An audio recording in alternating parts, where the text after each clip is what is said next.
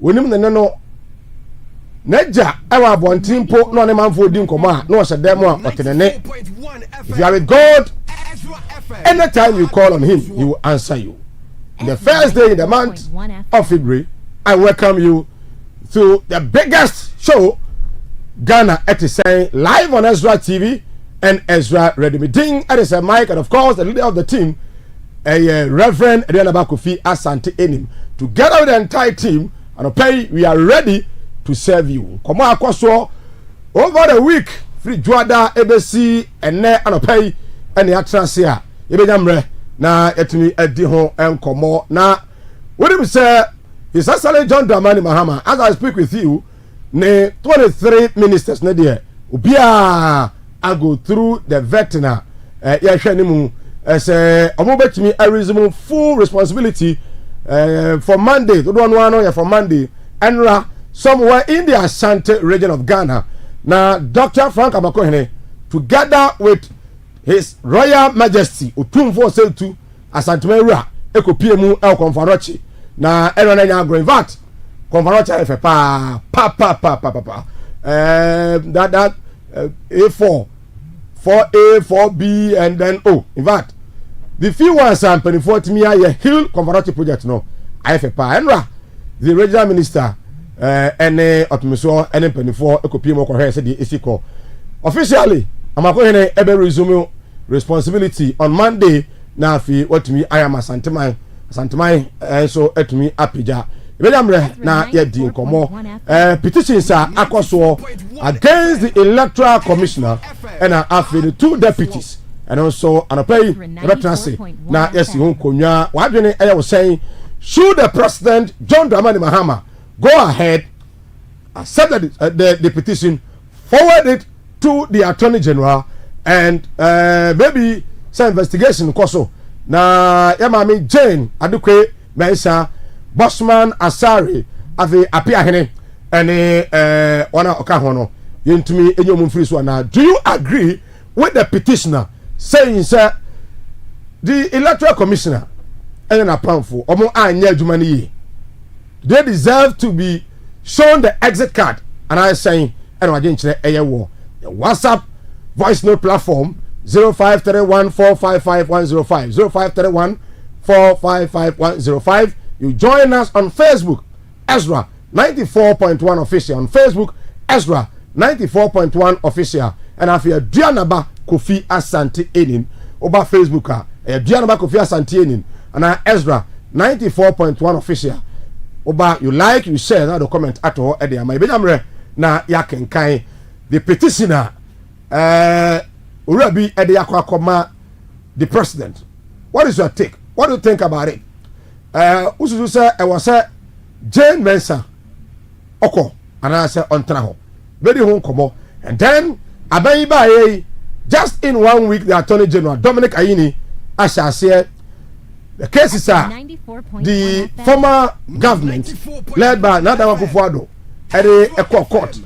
Say a Meranim for trust in so now the Akosubiara Enye in the John Dramani Mahama's administration from 2017 2013 to 2017 January 6 and after Mills time the Akosubia Uncle you know when I was a true so production the pictures of those people.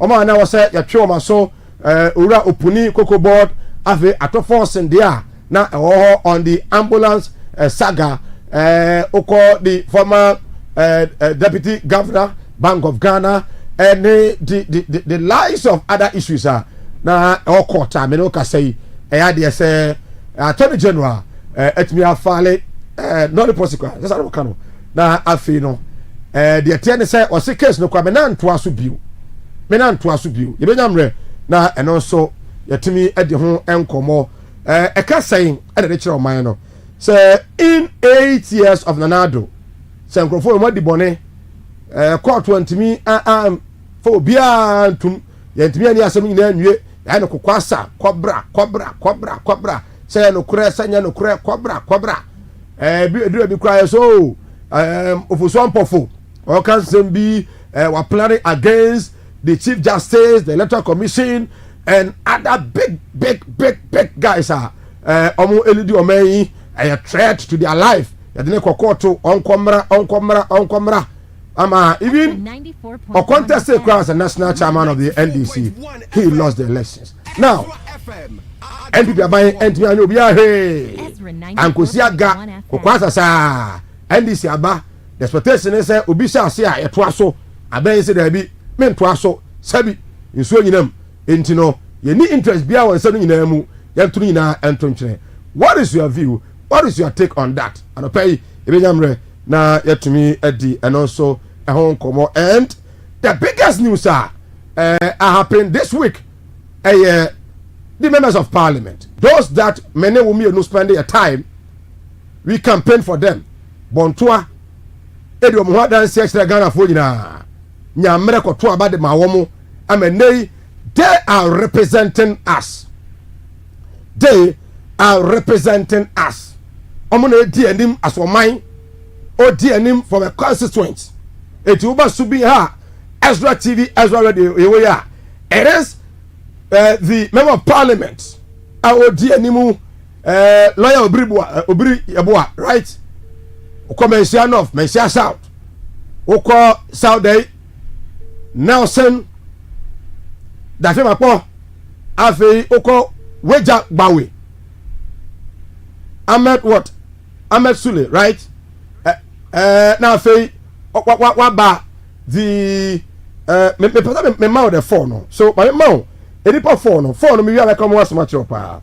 The phone and me no can say they say the Speaker of Parliament has suspended or more for gross misconduct. There's a Sebita Frache. Why have Brasaja for there? But obunna ya Sebra Sebeja. It's way Nelson Dafia Mapo Roxen were majority chiefship and a member of parliament for South Day constituency in the voter region. Enti majority for on a threat womo wo emfaha entraha okasa say dress say udi dikra na did say when am say dwani ma okasa emanyam ono ana ship. So he shipped the over 185 NDC MPs in parliament. Now, Sabi, penny or the animal to say ya. But a bra say, yeah, the knee say ya. Let's say, Al-Hassan, Tampuli, Gushegu, Brasabajani in the northern region. Onusunie, a person and canano, as an or the energy sector. Transport, right? Good. And then, operating way out, that's where I'm going. Frank, I don't pray. In fact, it took the NPP, it took the majority, so for more than 2 weeks. Now about to a crown. Now who's will lose one hour winning. No, Kobasa, Bressa. Now, Kakrabi out the winning Yano, and the Aqua Brasil, you be do Hunika and Kite me abuano. Abusia, quite hopoto. Or no, and a minority chiefship. Ship of one, or Mujibadiano Asronco. I can even say, the conduct of members of parliament. How much better for Juma? How on patrol myself in public, in private. The ship and a leading that advice. And so, and I know that who do here. And then this young man, we obviously I want to see be 2 years. Be quiet, best son, be quiet by a pet from Weja Bawi constituency. Andra, yes, so somewhat here. In fact, Weja Bawi for more sharing and a pay. More MP were the same. The student about the same. More MP we Jerry Ahmed Weja Bawi. Nisu and then the buy at the same. But there are lot of people, lot of messages I almost send by Brea. I can say the arrogancy of Jerry Ahmed Saib is too much. I call for the arrogancy. It's the area anyone wants to go parliament. Now about that dishonorable thing in parliament. As I speak with you, speaker, so I suspend my kumako. It depends 2 weeks. Omon Cobra. And a committee has been set up. So we need to and fanfa the course on home. Whoever, obedi for no. Restoration of Nema Aseni no. Ebe tax no so ono and a empty. In fact, 94.1 FM. the old parliament, Ezra FM. the fifth parliament, the sixth parliament, the third parliament, the seventh parliament. Oh my God. Now, chairman is a minority leader. Chairman is a majority leader. How can this happen? How? Even the member of parliament, former Asen Central, Kennedy Paul Crown, Ghana for you, say, why loud? Omakwa mo sisi no kra no. Why way of parliament? Why way of parliament? And this is what parliamentarians are doing. The current parliamentarians. This is what they are doing. Look at him. Look. Yeah. Why MP? Yeah. Look at you. What's a suit to pay pia table yesi? What's a fugu? Abba. So Ghana for akasa. In fact, speaker also akasa. And be nyamre na yene empanifo so etimi adi enkobo. But yenkwatie the Speaker of Parliament, the suspensioner or the ama the four honorable members of Parliament.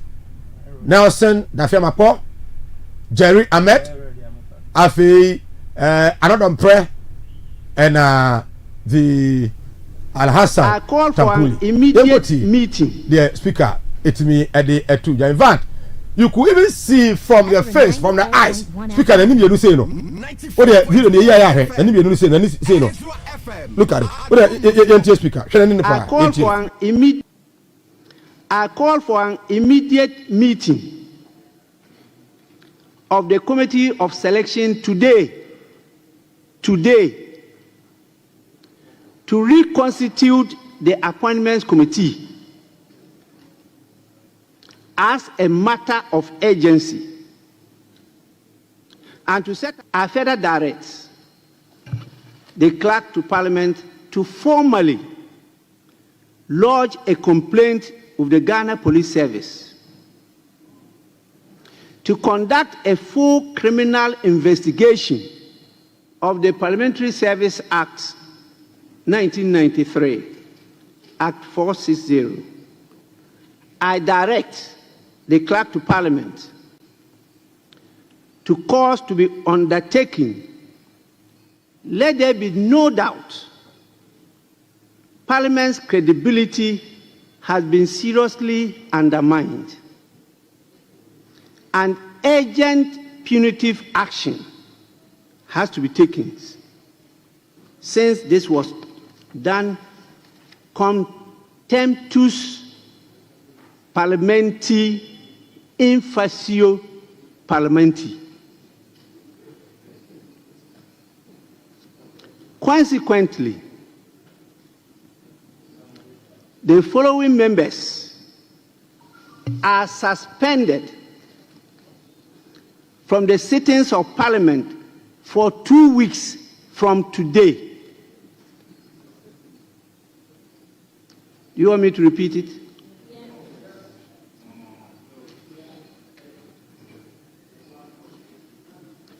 You want the Latin part?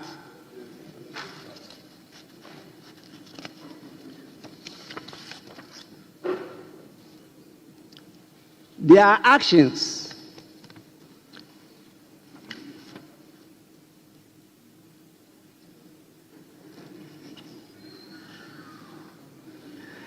the honorable member is so keen in listening to the Latin phrase.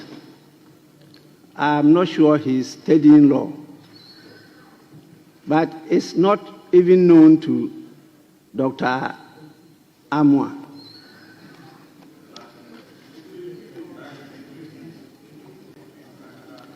What I said is this: let there be no doubt Parliament's credibility has been seriously undermined.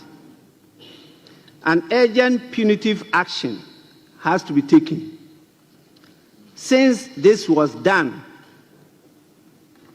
contemptus parlamenti in facio parlamenti. Consequently, the following members are suspended from the sittings of Parliament for 2 weeks from today.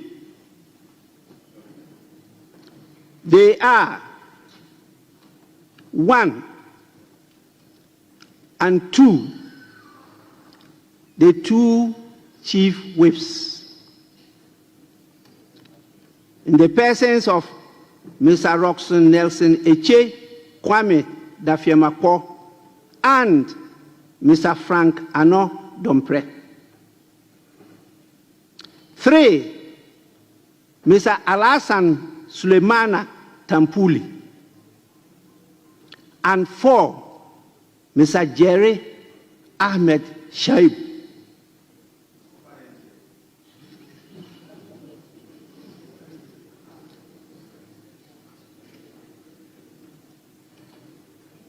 Leaders from the various caucuses should take the consequential actions to continue with their leadership. But the Marshal is hereby directed to ensure the full enforcement of this suspension in accordance with the rules of the House.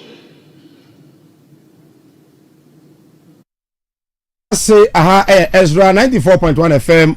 What's it the Speaker of Parliament in the 9th Parliament, Aban Smani Babin, and Martin Karunti, Edipa and Nai, and was say Omo are suspended. Now, Edipa Naya Omo are suspended on me, was it 2 weeks? We're going to with me.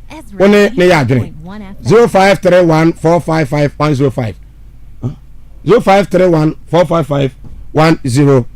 Mane kwa man so na nene the former member of parliament for Asante Achem North constituency, also a lawyer Andy Apia Kubi enkodi nkomo ene arape lawyer wote anka se Mike ni Ezra TV Ezra radio ara bi aboko samado bibia aboko apa na say mza aya wa krapa aya nyabre na bekuma so kakra na yentra studios ni nkomo.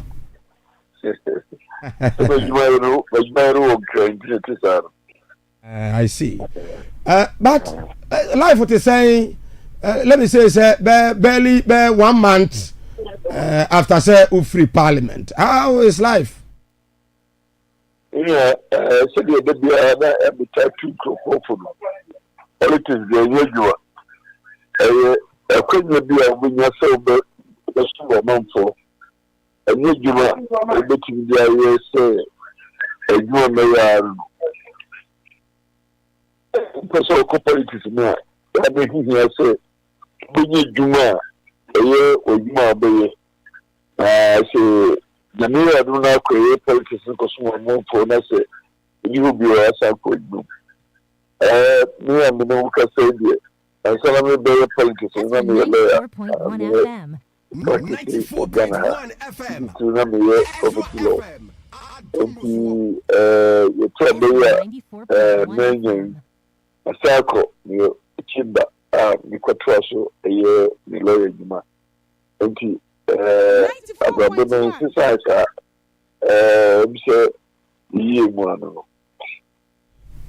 Council, when say parliament for 3 terms, right? 2 terms. 2 terms. That is the 7th and then the 8th parliament. That's correct. In this 9th parliament appointment committee, over describe us at a sign from the appointment committee, parliament, the 7th parliament, the 8th parliament. Now,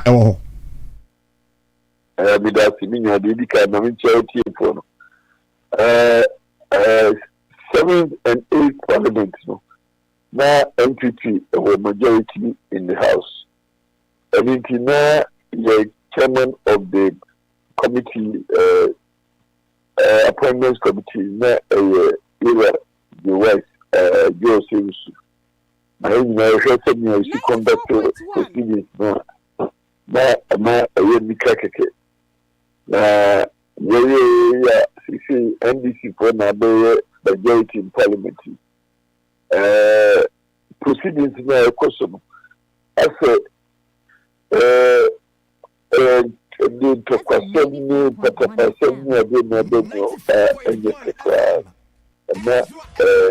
question question good parliament anymore. Ezra 94.1 The question a final plea the chairmanship when they control of the house if you ban. And I think say there is always a situation of majority and minority. And minority for a protester.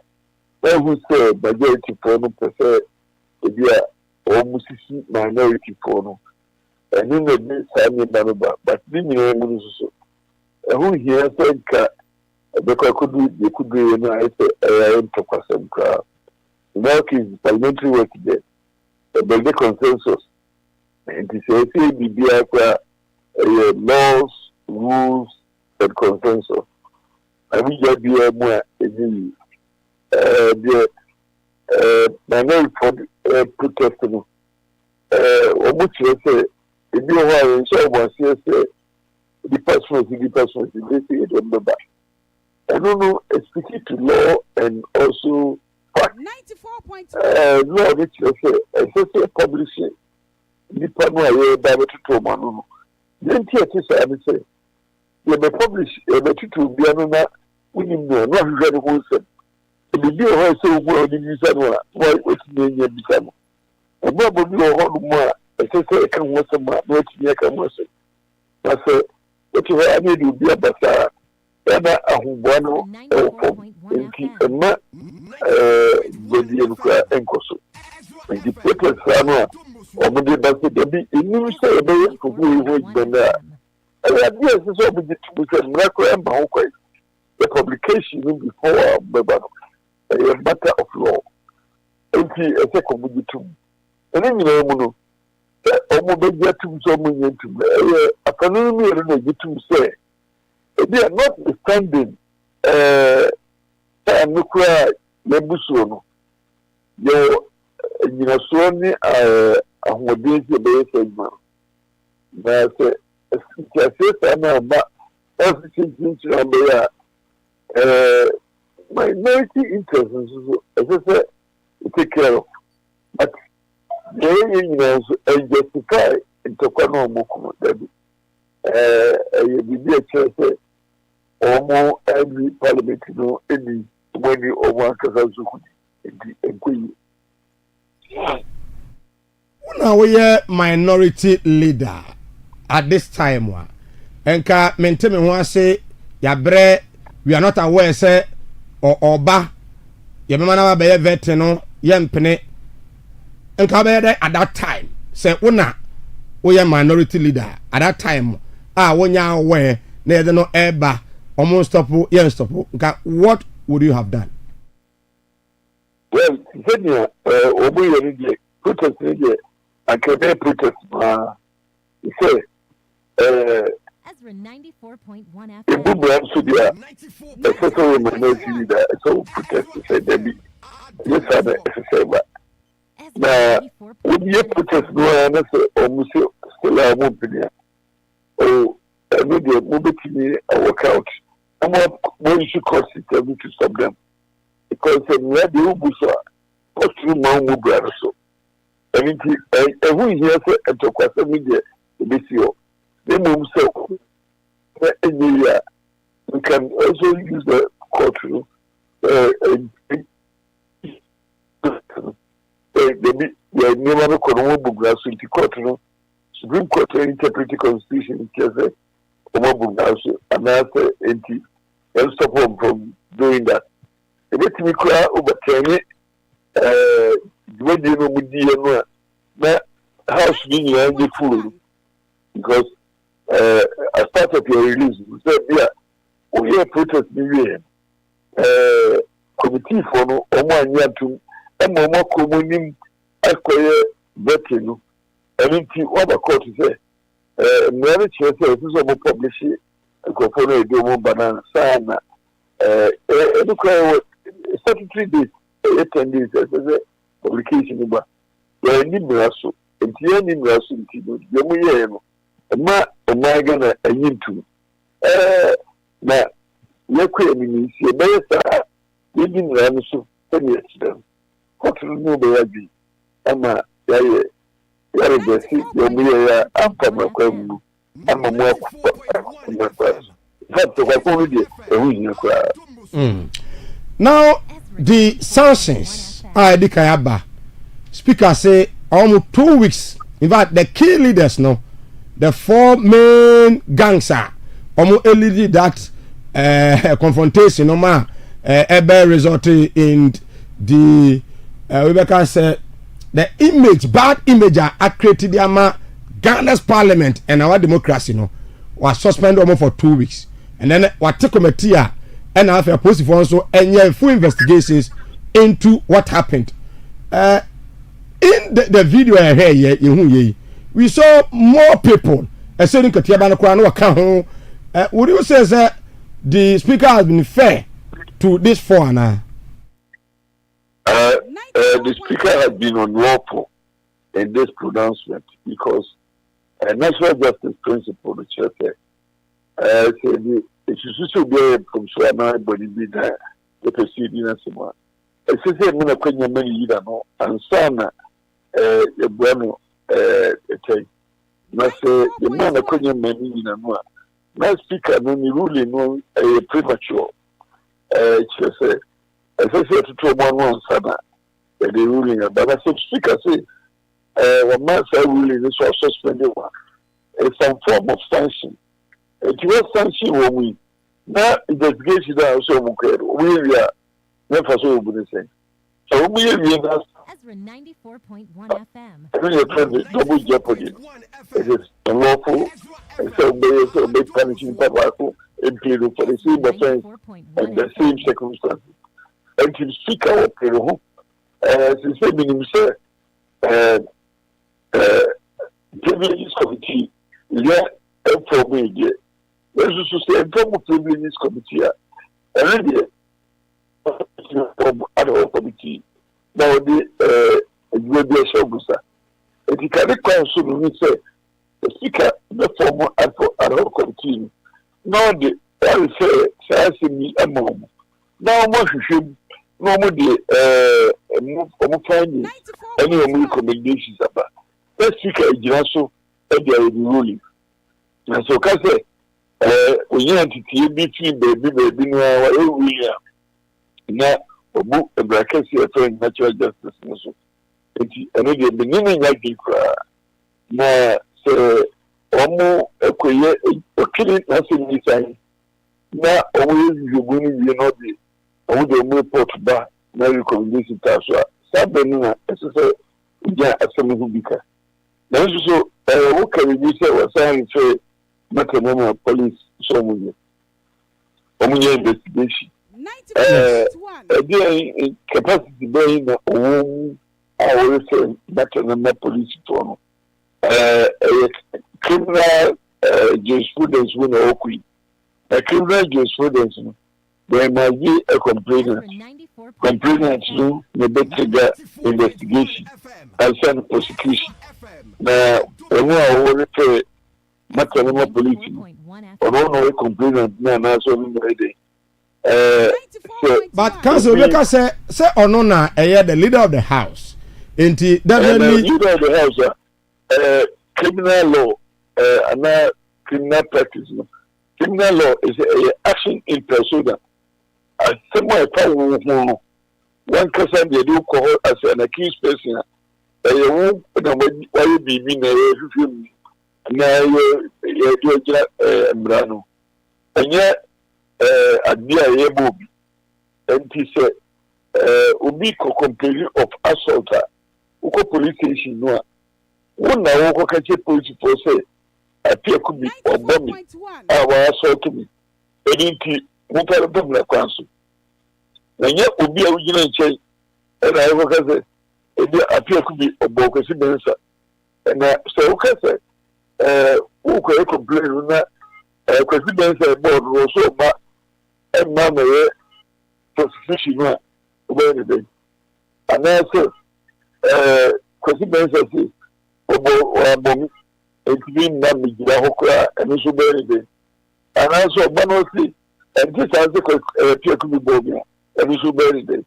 And criminal law was on action in Persona. One case I know I know who now called here and who complain. And that correct me suspect. Anyhow, the dish did not. Ezra 94.1 If I was sick, we are saying that dear. So we are saying what we are.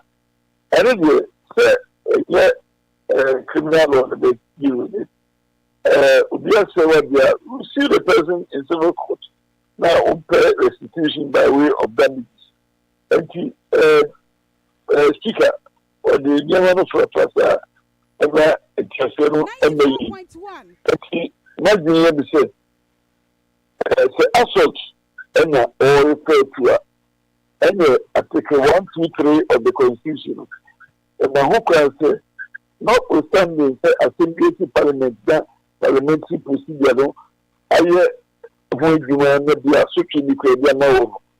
And none will host first criminal event to be also the bit the criminal law also are investigation a prosecutor, but the make can say the assault to be one of the complainant.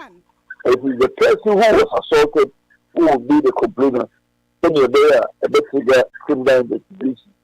And you're very careful say and none will also criminal practice in which in the parliamentary section. Then we will and none of them can say would be a certain town who and now could trigger criminal proceedings because action in Persona. Okay. I was hi Ezra 94.1 FM and of course Ezra TV. Mene, the former member of parliament for Asante Achem North constituency in the Asante region, lawyer Andy Apia Kubi, and I don't know Edin Komo. So, Council Obaka say, in effect, no, the speaker I in suspending the four, no, and Family Council, you shouldn't have done that. Premature. Unti mu obi kumpo ebra unti nasen. Natural justice law no. If you need hearing to both parties, and it is when one asema. As I said, Ochomaso. Again, sir, who to Ghana for MPC I show more TV so no pay. Ona omo yes I did. Because in the next elections, young punish Omo now because Omo I exhibited the honorable title. Immediate be an annual parliament. Like I said, me tell so you know, I can say young members of parliament. I'm saying the dear big now. I'm saying money. I'm saying by additional woman, Calasio, what you should say. And the above news to be a year. I say, dear, ever so, I'm saying no, dear Biden. And you know, say, your honor, assembly against the so we can be a can't nothing superior argument. It is so we can't be a one in Nigeria, which I think a bullet star again so. Again, and to quite. And to quite be a full boxing. It is one more person who will be in boxing the chair 2 minutes. Boxing area in the corner. In Parliament, I see Parliament, the church, Palais. And the Palais, which is a French language, which is a Casa. And the chair, I took us and I need more Parliament. So we did a Sunday when you in Nigeria. Only I've been checking, both the body so and the baby, a day, and my who said, the woman can. And about a young to Kapu, and that means that All right. Me jam mo akono.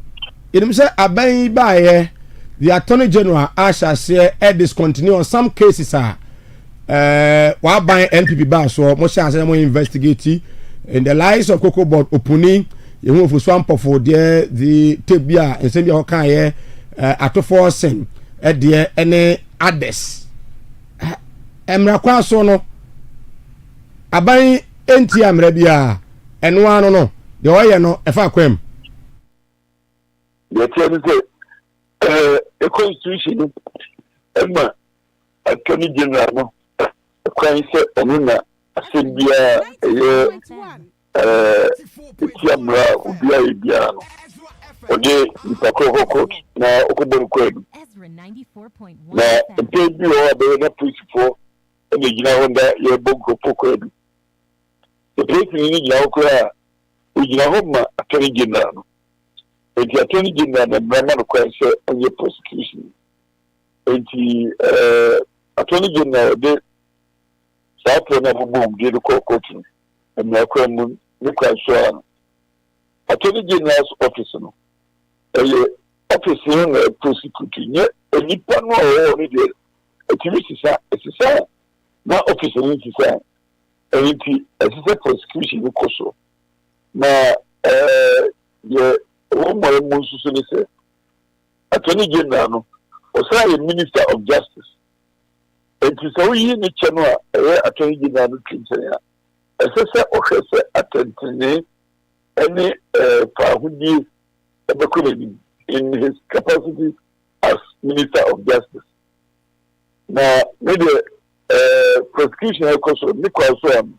No, would you be in court for 8 years?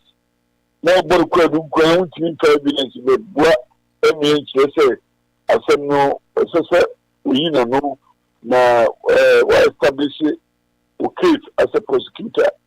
Na empie mo twide me de emuye million e chere se wodi no ko nyina asemi bia empie mo twino na me juma ko so ye na wo se no anything na the right to engage in employment no we are Minister of Justice na ka wo say undermine no the freedom of movement okay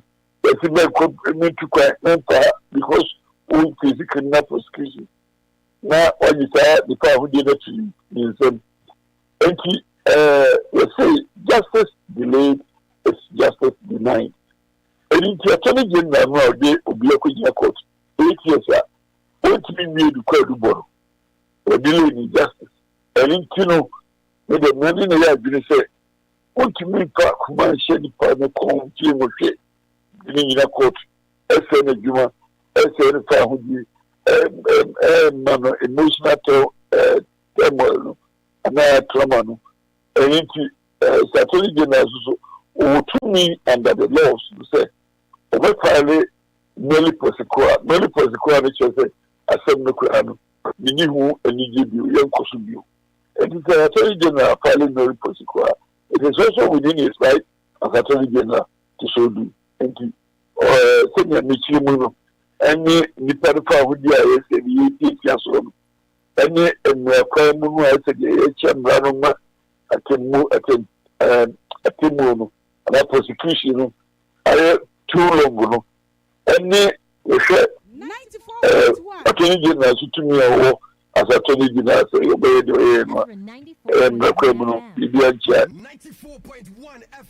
at times, no, when you're a lawyer, because sometimes cases only evidence, and I say, 1 hour they ban no any evidence, but just to delay the suspect, no, and no, so basa, so now the car with you. Because I'm asking it because 8 years. 8 years. Really, a big crowd, many lawyer, your lawyer, your defense lawyer. I can also file the application to discharge your client, for the court to discharge your client. Because I said, no.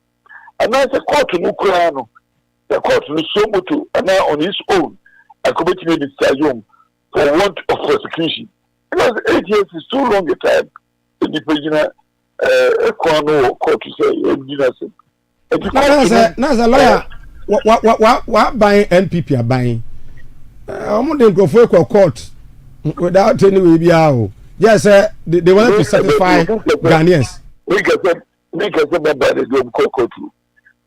Attorney General, the human said, to be city and Massa, the court, or the court.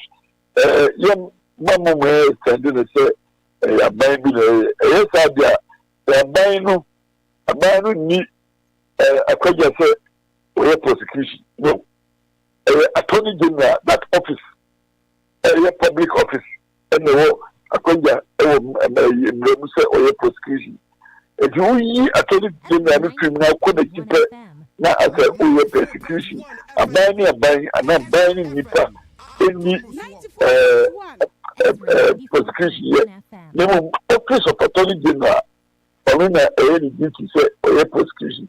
It's more than you are Attorney General and a prosecution in that because when you're in evidence in you Attorney General to procure evidence enough to prosecute his case. And Attorney General that could not bring enough evidence. But obey the message be about say me Musa say or say a committee has been set up by your party. Say among call rounds no more share what caused the defeat of the NPP, that massive defeater Munya in the just 2024 December elections no. In your constituency. And then the man saying who go to buy. Now I didn't know to say a preemptive investigation committee no babe. Then I can't say committee no babe the begin come na ya na me na if you are into you know you committee the meaning say any papa say be say can about this na we see that it's best say mama committee do kwan na omanga na obia komodia oni committee bi no any ifiase no aye ifi de koso na you know the better about ya na aye about it enu de nesre managing plan na impa ehwasa mbasa as the catch here na basa me ko na committee ni asa ko kan biwa that asema edb. All right, but honorable where you okono mami musa o you say the member of parliament I say or about two ade so a company massively a portray say we part of the NPP and you know NPP for part to abanoma no asante achem no fa or the ewini wo. Are you surprised say call parliament now I say is going to do business with the NDC but not the NPP? Yebi kupa sebasa na shudini na chile sebi udipano na jimpa wadida politics enti wamo tuabano ena nunwa yenu bini hui kaise na onde NDC fono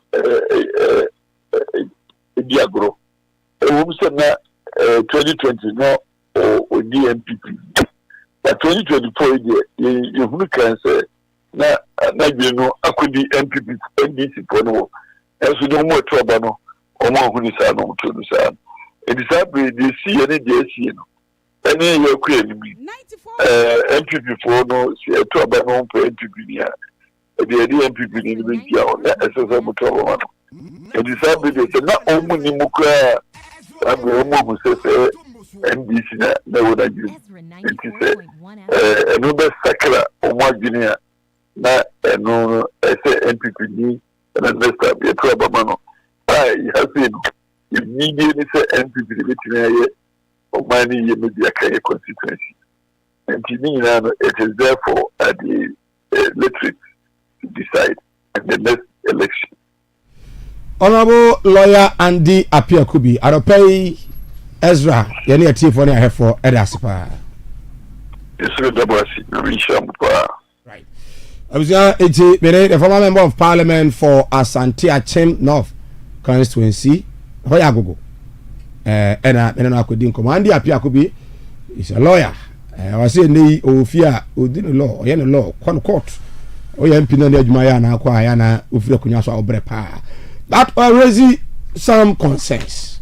One, so the Speaker of Parliament wrong say Obeka say the 4 leaders of the House was involved in the act course of Parliament no in the appointment committee no omo kwatene fi. What do you say? 0531455105 0531455105 for doing sebra and I pay voice note and I remember voice note I mean you said the akwaso the speaker sanctions our dear any the some lawyers and so as I say the speaker has no right in calling for their suspension you know my agent 0531455105 and I think he has been very frank with us this morning saying say or share enipa be enumua na omo ensemo court ebi mo dey I travel over 5 years 7 years na MPP aban and I say the Attorney General under the NPP entimi anya ho hwe ama the current Attorney General at this continuous case no who say it's a waste of time, the waste of resources and waste of everything. And also again 0531455105 ave nation mama me the video of Konfanochi we go Konfanochi the other we go Konfanochi mama the current video of Konfanochi heal Konfo Anochi project in fact Enra that is Konfanochi more man na mo hwe Italy for Germany for the US for mo hwe wa o bosome fra ho manso kwanta o he na no pai Konfanochi a wo hunu no the Konfanochi teaching hospital wo hunu say there that is the current state for some of the blocks are El Konfanochi wall of honor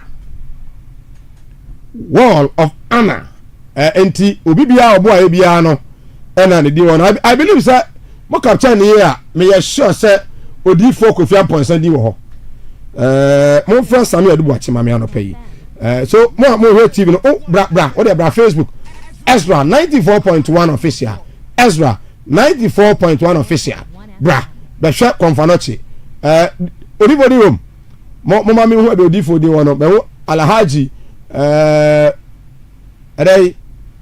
Muhammadu Bawumia okay House of Power Ministry Muzumi Prophet Kofi Amponsa yes and no Prophet no House of Ezra no no House of Ezra and say one kakreb mai so Prophet Kofi Amponsa 3 billion old Ghana cedis and what they call here say opimisoaje was it enokra na yeketo abi this year yes abana nyagro afa mama me said the Konfanochi blogs ni biaye mama me that videos no mo fa nwuram mo ko mani mo video no na afi yes enti utie ye na wo yare a obo mpa ye nyame yo adom oh so bi wo ha wonyare da ana mpa so ba yare because o yare ye de makoto kra no so le eya na ha adwene so nyame oh yare there it is part of nipa you get the point ana at a point in time obo mpa kwa sama na yare because o yare a baby a rina makoto no kra no the quality the infrastructure the equipment no but these are the what the current state of Konfanochi teaching hospital some of the block where is a yes that's a kitchen wow you will love to be sick not me you will love what that is Konfanochi for you wonderful Konfanochi no that is a current state of some blogger ewo Konfanochi Sami Adubuachi mon friend Sami mame ono eye the chairman of the Hill Konfanochi project no na ene ne komona no pay o de bra Facebook the head best eguo best ankasa eguo that is Konfanochi in fact Konfanochi ayefe but anyway we kakra bi de modi aba no ena ye de ayewe so still the committee is still waiting bra o de bra who fear na TV there you don't have a problem best nefe kai konfano cha efe obi wa ya rekoda konfano cha trust me okodu konfano cha na ohu the state bed e kwakwada so ene say the city and ya record me ko ni mo because e bia ni fear be ote be bia oda na ya de kwato a deplorable room bets what konfano cha efe what some mo first time mame forget Zebra 0531455105 0531455105 hi Ezra TV Ezra Radio my emfa mo voice to akranya samia na fi edeno abemo voice to amode aba emfa mo voice to akra enano pe nti konvara chiro no hi tienu abra na opim so yes na krora en penifo eba na awabehwe the state sika mode emaye mode support ye mode si samoye ye yen Ezra TV Ezra Radio so penny odifo kofaponsa House of Ezra so penny sika ode kokobo aye samoye bugu ma chene number yes eno de mfaso abaso ene de akoduru no eno na penifo akohwa na ayefe nti afenation yes mama video no nro amen na yemfa some voice note so ene anopay fata mama yeah voice note 0531455105 0531455105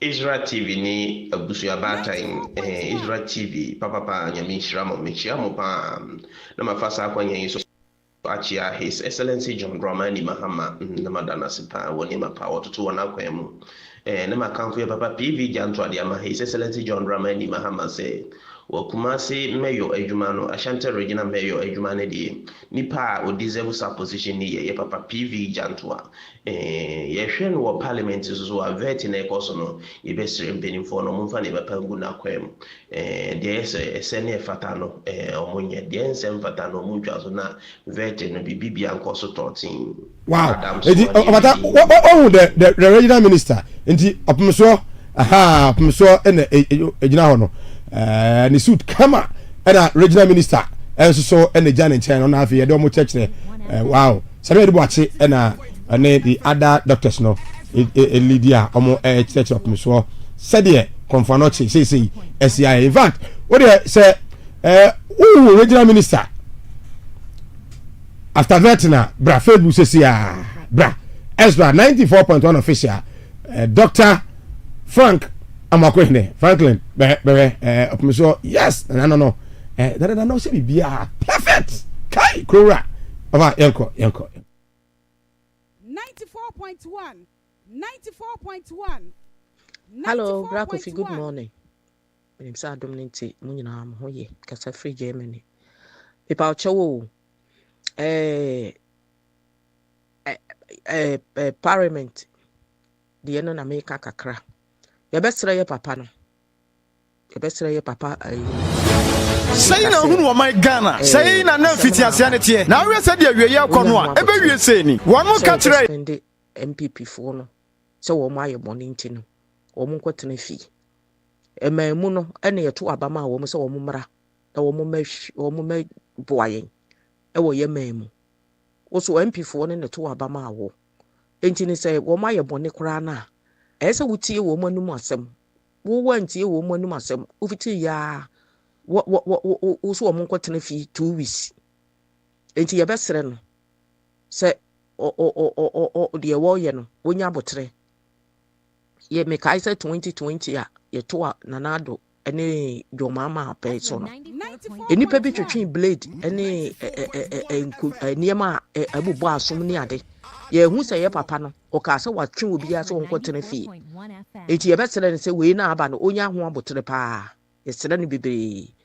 ena me pa cha wo sa ka yen maami Jane ne na pamfo no ade a wo mo ye ne die eye trodo wo mo anya boni bia enti ni kwa se ye pam wo mo se wo mo mfiri wo mo akonwa ne so nti ye besere pa sɛ yɛyɛ saa nneɛma no de a ɛmmoa ɛma Ghana nkɔ so. Mene speaker ya adwene pa was suspended MPs ni bi no. No mun kan wo mu ya kandifo a o man na enkola wo mu nyina ehwe wo mu sua wo mu. Na ya to aba ma mo ze mo nkotena na mo nhyemla ma o man nko yi a. Na mo mpanimfo no de ma kotena mo yi ni nti no ye ni wo akire ni sua a wo man nti ebe yi wo mo fe. Enti me de mane speaker ya adwene pa was suspended wo mu no. Mo afese do tumfo ase. So we di enu ma konfa no kire sabia no e konkan. Right, Siana say, Yemfa Kosa Crown of pay 0558 620 0558 620 and I say 0208 340 412 0208 340 412 0558 620 Only Speaker of Parliament, on the decision or the ABBA suspension, what has gone on in Parliament, that of cases are the Attorney General at discontinue and the Conference Hill Ghana project. Come on, Yakoso over the week in Tiwa 0558 620 300 0558 620 300 and I feel 0208 340 412. I am Ezra 94.1 FM. And I feel Ezra TV. Ubetimi abem na feel and so yetimi and so adwo adwenkyere ene anopay. Members of Parliament, their behavior and what have you. Hello, good morning. Good morning, Sir yes. Mike. Emilia Abokore. Adom na won so ho say. Nyame adom de ache. Minti anopay. Yo. Me come asem so a. Me de me ni speaker ya adwen pa speaker wa ya die. In fact, nyoma omoye wo hono no apart to say a parliament a house of lawlessness. Well, na say mona mo shamra na say mo sabu mra. No, idea na wa say yan fanya. Idea na wa say yan fanya. Nkrofo di defend idea nkrofo di. In fact, omanya adie kra, omanya adie. Mra e wo se wo mu se enyoma bi wo ho no ma e wo se wo ye se nye be ya nipa wo mra na ama no ono tu be di so na mame nda ye na na ase in fact me se ndi ya me se ye asante frafra efite me fuma asante mamu na se enti se otu fo ye di kesi se ya na wo se ye mani mo na ye dana se nye kasa na Edin sembre biom efite sa nyoma ni na ebua e ma asanteman e ya asanteman. I say hello, good morning. Hello, good morning. Good morning, sir. Yes, we do have free binti on pay. We for your friend is Philip Daniel, we can say tema committee one. Philip binti. That's too bad. Philip in Tema, too bad. Obetia baby 0558 300. Good morning. Good morning, sir. Good day, we are free. Hello, morning, sir. Good day, we are free. Yes, sir. Nyame adom ye ho ye pa. We be done that. Me pastor family out to Francis. Me kata free kumasi. Ya o yenti o. Me pastor ayi disease pa na kastika kwa na pesa ma 1 month without no salary because mo ye pay for if you are many who can many me man ya me be some say na kaya na me tell me side na o mo kwa bank e o mo say e be ti o mo sign e be o mo say na mo si da say na ka wa ku ni went pass e na fine me mo mo ko di problem na mo study we are and at the same time so to from so danasi so badrin asantiman I renovate right. So hello, good morning. Yes, good morning. Yeah, we are free from you. Okay, uniform now and file for 0558 620 300. Good morning. Benny, good morning. Hello. Hello, good morning. Morning. Yes, we have AFRIFA.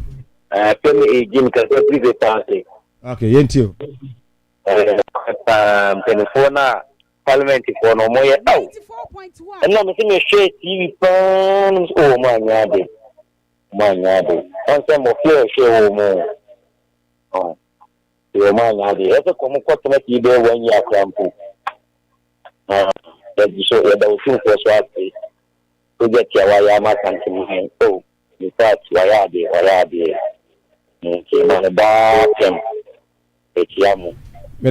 Hello, good morning. Hello, good morning. Hello, good morning. Yeah, Monster.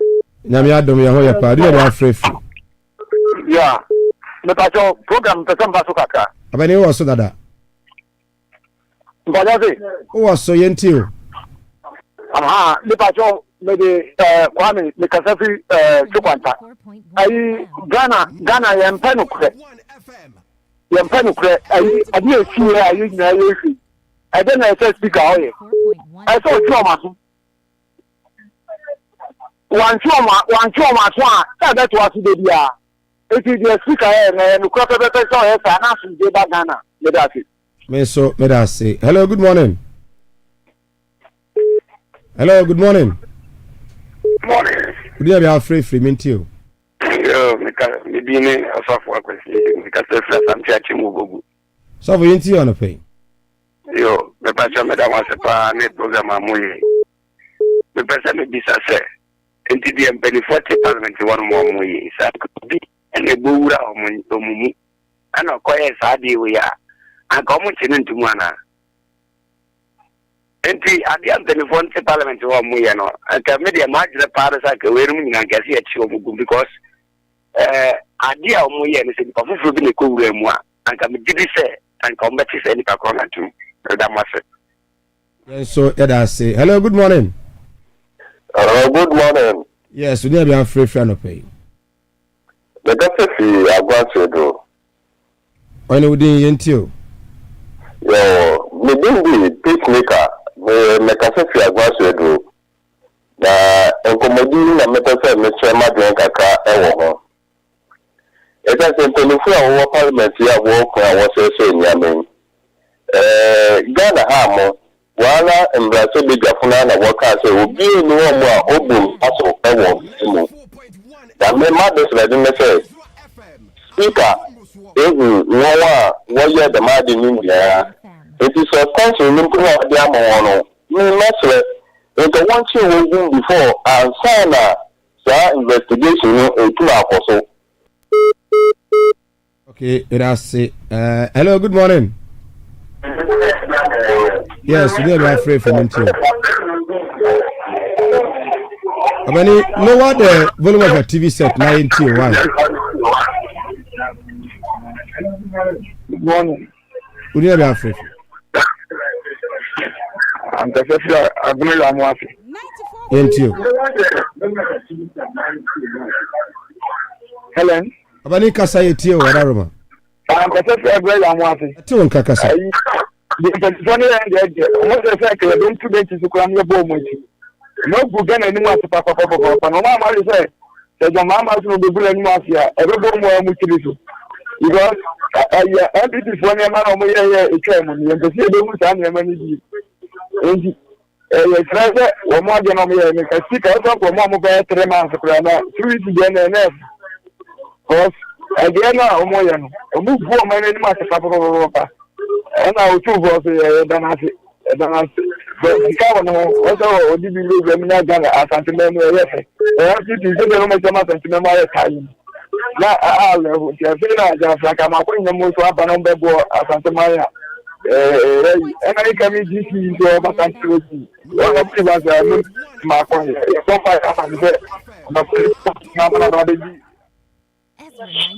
Okay, let us see.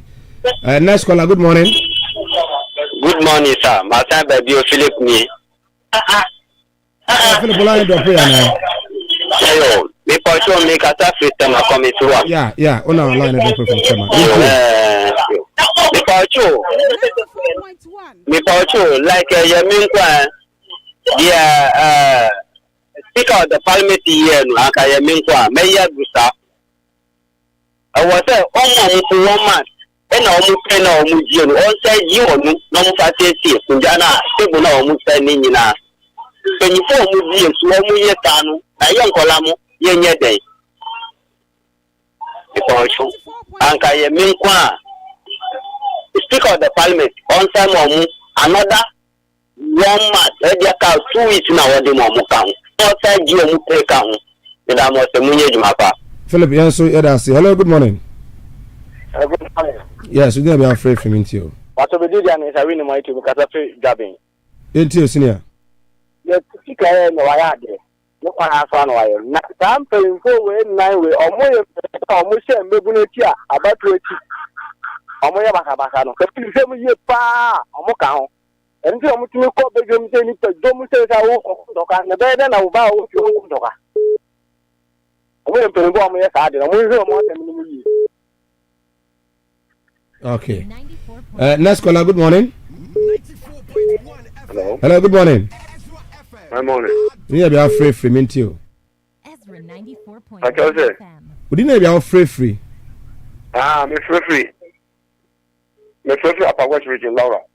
Into you. Hello? Hello? Senior, you tell Kasa. Me just say, I don't know, I'm moving to say, yeah, because you think trap up my same for ya, my day, that one man, I think, I say, proud, dear Diablo. And the person, they were that, Anthony, I say, send a what is a Covenant Hospital, that's Anthony, why are the man hospital at the Mukama? If you say, Okay. Hello, good morning. Hello, good morning, sir. We need to be afraid free, mint you on the page. The family is really a man of free as I'm channel of the former empty will be in common. Oh, okay. Mint you, senior. If I saw the kind of better looking man, and say,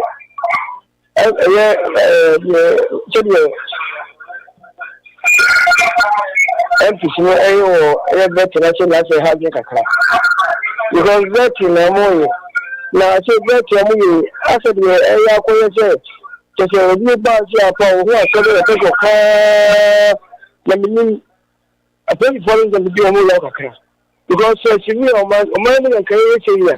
They look to me as Philippine more, but what you also remove a career, almost a almost a Buama, the answer let's take the police.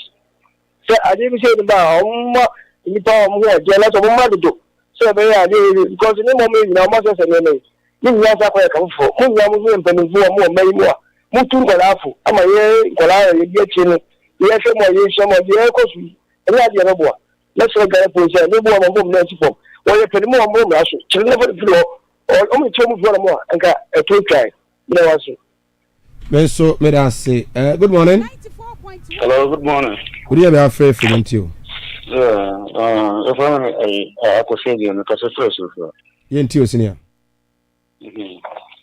Boss, now, you share a man penning for no. I have to about more. So, sir, down on the boom, you better throw into your top of the work with Drusu.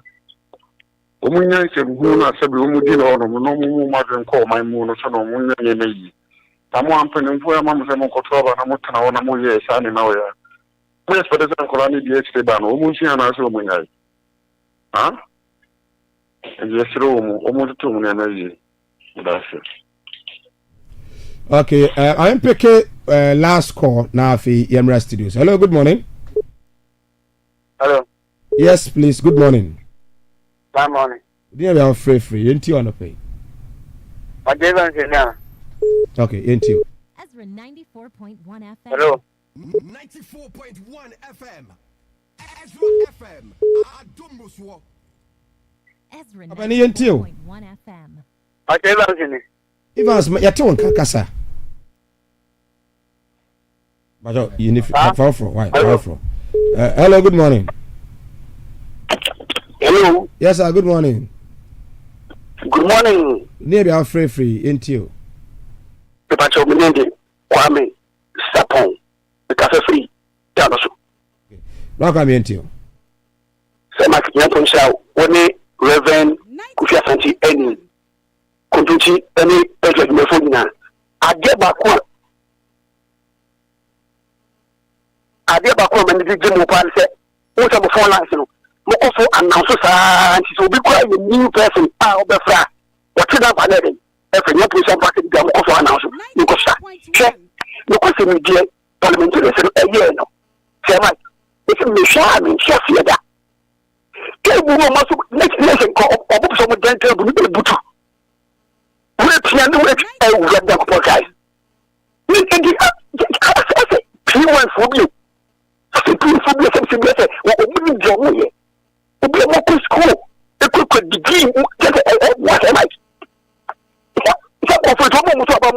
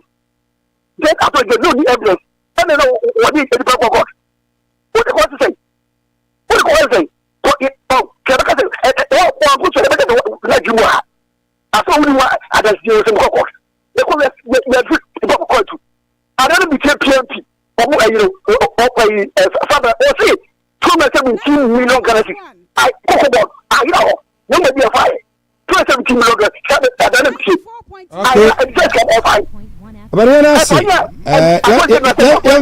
for no CI, and I say, for the CNAFI, Yemre Studios, na Ebedi and Como, I think that's Sami Ebedi Como Sule, Sedu, PNP General Secretary, Sula Transiano Pay. Sina Kwaba, Major Suminio, Rama Biaboko, Alhamdulillah, the Uncle Fasi. Mjiri so here. Nyamiadum. Beche itifu ina. Na do mase se omosho Ezra TV. Good. Na hana information no de umi hiye bia no ewo. Efe Ghana etise. Mubo mujumu mwade. One the man of God, Reverend Asante. In fact, Museti the band very high. Yes. Mubo Asante man Ghana mine. In general, yes, a better you will answer. Good of him. So, in fact, he's setting the pace for other traditional leaders to take. What should I say? And the kind of system you woman, it's not about say be front to ma and I say be shefu, be shepatakari. Na kase ya info. Now it goes beyond that. The way about Omanfo ne on Ghana, and it's in no doubt that he is King Solomon. Better than I say. Send a Kano. What Kunsuasi dear, Mamma Kwa Manaso. Na mene the chairman for Hill Confanochi Project Committee no. Miami Penny Same Yaduache. Same Yaduache couldn't come out and out of pay. Enra. The course work on Fanochi. Among more here TV omo frɛ we so bi frɛ fu tamale o say oh ya bo tu fu abaso aso bi anum say dwuma de no kwa na ya wie brasa me say Mike ni wada roma Ezra 94.1 FM and afi Ezra TV bi abokɔ de Petro nyame adom na mo so nyame adom yeso ye ho ye pa ya nyame ase me tia no wetie fo ni nyina me mo nyina afihia pa afin committee fie so ye musa se komarachi eze de ya wi ana o da bi komponenti yi afin mum ni ashase inti ameka afin ni ashase no na nipa bebre eni emugidi se djumadi ni mpo ibetimi ayeden akoyanim amana baba ba te se de yi ohunu no komponenti no yo baby ayaye sisi an yo makoma ko edu no ayi beyo nti the fan say afin mum ni ashase but we say ancient kofun kwama kofun buse sabi o sika o de ba ko simpa se ko na o de ba no ye de nsisi baby a wanu sisumna so se asem to na o koda ya sabia o kwa baby a obeda no e be baby ni munyam hye kakra wo excellent ye wom sisi ya sabia o koda konfa no chia wa wo kwa akosra wo de nipa da ho na wo kwa akosra ko wa wo kwa akosra no kra na se bi na wo ayira wo how much more obi a da ho no ma sabia o yare a ade a wo dwene ho an se ne ho beto no na da sabia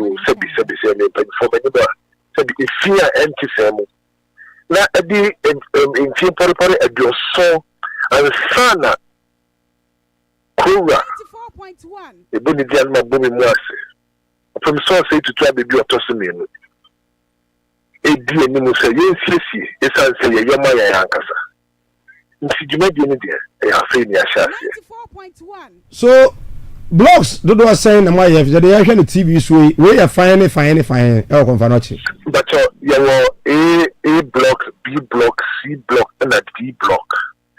A block no so na abrusa maku enum wo de efon le ka ho a afedi aye mu mienu nti afedi ya beba B block ni akọ C block ni akọ D block nti de mu hu ni o maku aduo mu a e se ye but what ma say but what sa nature dey say ma wie A block ni nyina de bi wie A block no mienu ebi an kai hu se konfanochi eye bebi a eda ho eye adwuma nipa so da ho kimi no ka sei no se na no be kai a president mahama ba menshi aso kai ne senki betia kwakoye se wan tentem se de be ya betia ma konfanochi adwuma na ede akontem se yi nipa na ehefa na edi omukwa akwakugu nti ne nkaka ne ye no nemu no president aso kind of bemudia and you see do B block and you B block for you na dey every ho that is a man koso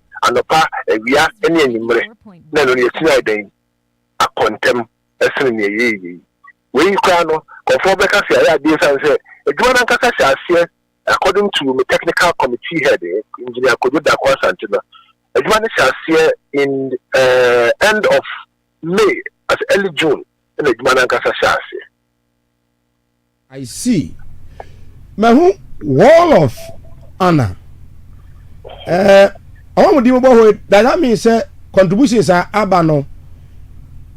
Omo de buy dear yaya no sesiano any omusikano and let me away. Enti going forward the from my intimate to us one. Pacho nene no kremi. Na mo sofo odifo Kofi Amponsa me mo na paso. Utia 350,000. Dusha wall of honor na ni din den ebohobi. Wa okay na no e brother daily graphic. Enra that daily graphic no. We who say obi bia what 2,000 cities and above bia the publisher obi adin. That's why you cost so. We should be nipa 2,000 cities and above no. Na omu about 250. That's what I say. Na a church is can even do your kakra no. Nipa no our form. That's what I say. So be a daily graphic center spreader. So no. Nipa 2,000 cities and above. And nipa 300. I see. That's what I say. ɛna ne kaa no nipa bebree bi ehunu bi pɛn ɛne anya nti ɔmo so ɔmo de sika no bɛba sɛ bi ɔmo bɛka sɛ yɛmo hwɛ yi no kaa hɛ na sika no koraa no ɛkɔgu amanfo botom ɛne bi sɛ na wɔm no sɛ ne a meyɛ kyerɛ ma odwumadie yi so yi mpatwo menje takunje nsempra obiara nso ne wɔn mpanyinfo akuku da ma wɔ so no na me adom wɔhyira obiara no ma yɛma ne taku anaasɛ sempra yɛkɔ meeting ade obiara nya yɛ nsuo woyi nsuo no firi no ma sɛbi obiara nya hwee nipa nya ahotɔsoɔ na wɔn yɛnta ekuro akyi yɛntumi nkyesi ayaresa no ɛmfa ma yɛ ankasa yɛn ho aban ahodoɔ na aba mfinhyia aduɔso ni o nso obiara nyɛɛ ɛsan sɛ aban mu mpanyinfoɔ no sɛ biribi tu na bi a n'anya kɔmfɔrɔkye na ɔbɛba wo na me ne wɔ bisa ho saa me ɛne wɔ ti ankɔ kɔmfɔrɔkye a ɛhefa ne yɛbɛkɔ woba asante mantam ha no ma wontumi fa ntoto nkran ɛwɔ kwan biara so ɛsan sɛ nkran ɛwɔ kɔlebu nkran wɔ 37 nkran wɔ police hospital nkran wɔ rich nkran wɔ bank hospital nkran wɔ UTMC nkran ɛwɔ regional maritime hospital atɔ wate aseɛ sɛ asɛm bi to a ambulance bɛfa wo no baabi a n'ani bɛkyerɛ bi a wokɔ a tertiary facility ɛwɔ hɔ but woba ha no ma sɛbi wɔ a sɛfɛ mu kakra ɛsiane sɛ ɛba apɔmuden nkyetoeɛ a yɛde nipa dodoɔ a ɛwɔ baabi ɛna hyehyɛ asante mantam until sɛ ɛyɛ population census na ano yɛ no na yɛne yɛdɔɔso yie paa ɛsene mansini biara mu ɛnso ayaresa bi a yɛwɔ no sɛ asɛm to a yɛmfa nkɔ kɔmfɔnɔkye a ɛyɛ kɔmfɔnɔkye yɛmfa nkɔ kɔmfɔnɔkye a dɔfo ɛyɛ kɔmfɔnɔkye mesi so bio yɛmfa nkɔ kɔmfɔnɔkye a ɛyɛ kɔmfɔnɔkye hospital yɛ a mebobɔ yɛ ɛmu deɛ na abɛtumi de suntwɛ so hospital atoto which hospital wode kɔtoto suntwɛ so anaasɛ UGMC wode kɔ akɔtoto Kumasi South Hospital saa hospital wɔ ni akɛse ɛwɔ kurom hanom ɔn sɛ asante mantam a yɛ mmɔbɔ na yɛnyɛ nkwa ne yɛ mmɔbɔ o yɛ mmɔbɔ nsan sɛ kɔmfɔnɔkye esi hɔ yi ɛhyɛ mansini dunsia no ɛhyɛ mu baako edumienu na nka ne papa mu a nka adwem papa wɔ hɔ a ɛsɛ nka obi biara odi ɔman anim ɛma n'ani ɛhyɛ kɔmfɔnɔkye sɛ health facility regulatory authority sɛ ɔma ni bere sɛ ɔmo yɛ adwuma ɔdɔfo ɔsɛ kɔmfɔnɔkye ɛfɛ bu a ɔsɛ nka yɛatom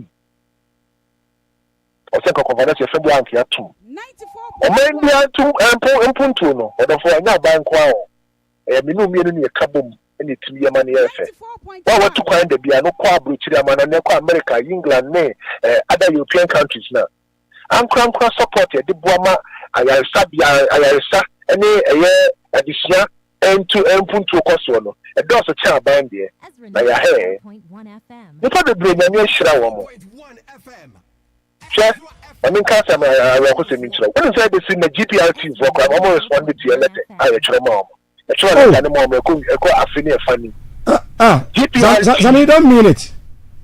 That's what I say. Sammy, don't mean it. You can't tell me, but say, and yes, and you who too much there, but a man and it also say, so uncle for you know a couple of normal bar, your bed day. You buy, you buy, associations are going about open up a almost it. And can you know a couple of Musa give it to a day, give it to a year, I'm a hospital. Mining companies are once anti-mantaman and part of the 12 regions. Yeah, mining company they are making a scowl, and so they had to me. Many banks are who was anti-mantaman, and as a Ghana, commercial banks are bread your sense here. Women supper and a cheska. Rural banks are who do, yes, and was anti-mantaman. Mumu be on wide. Million separate and I day at Jessica. Private hospitals are once anti-mantamanum. Bacope and at Jessica, your woman fertility. And so I say, I have book room hay. And so I'm a good night and the actual monka. Chamusania Coco. We send a list of the publishing and Musania Coco woman. Will you honorable Muntaka on my 110,000? Zongo Kosohine, am I 50,000? I'm a dear Muslim mission, am I 10,000? 5,000. But oh, back on Fanochia, who did not accident and emergency on the moment of my accident and Commodore. Muslim Kokomo Hefa. Obaka another chief imam, I shan't tell my chief imam when you're the because I'm not a currency. As I say, they may try the best. 94.1. Infinitano, the one my. Nti yɛmfa nhyɛ ho nkɔmmɔ mu sɛ deɛ yɛayɛ ne kyerɛ sɛ adwuma ne yɛbɛtumi ayɛ ama no abɛyɛ krabɛhyɛ nti wo a wommaeɛ no ɔdɔfoɔ ma na nyɛ ntiatia sɛ moyɛ asɔre sɛ moyɛ nnamfonom a modi agorɔ sɛ moyɛ fan club sɛ moyɛ old school groups yɛn politicians sɛ MPs ka ne fɛ yɛahemfo nka ne fɛ na mmom no wafa ne sɛ ɔmo yɛ ahoboa ɛbɛte ɔmo nka I'm in the China conference. I'm not a cabbage. I mean, sure, Ashanti business owners, Bradum, stores are here. Every single minute, Yomunka. And my imagine say, if they are no museum, a magazine. A scarf good magazine. Zone 13 and I brand and 13,000 cities. That's a 12,000. Almost 52 zones. No, when they are full. Na small party less na nkasa nso omo hefa and many and therefore many hours and be be at asoma me brother me o boya na obi asere message say me musa say na nsantre dumakuo no nso the media enso at saying media the only media house omo is promise media omo promise broadcasting omo na 50,000. But young man into the media no me come home. So you met ye she bedin kunim ebekoyi it's a media no so. One kasa station this I won't say. And brother do say na to see a boy you come for not to deuru. And then haba e try we an appear ase. Pacho what you say. The media no support. Yeah odifo ko be upon sentino.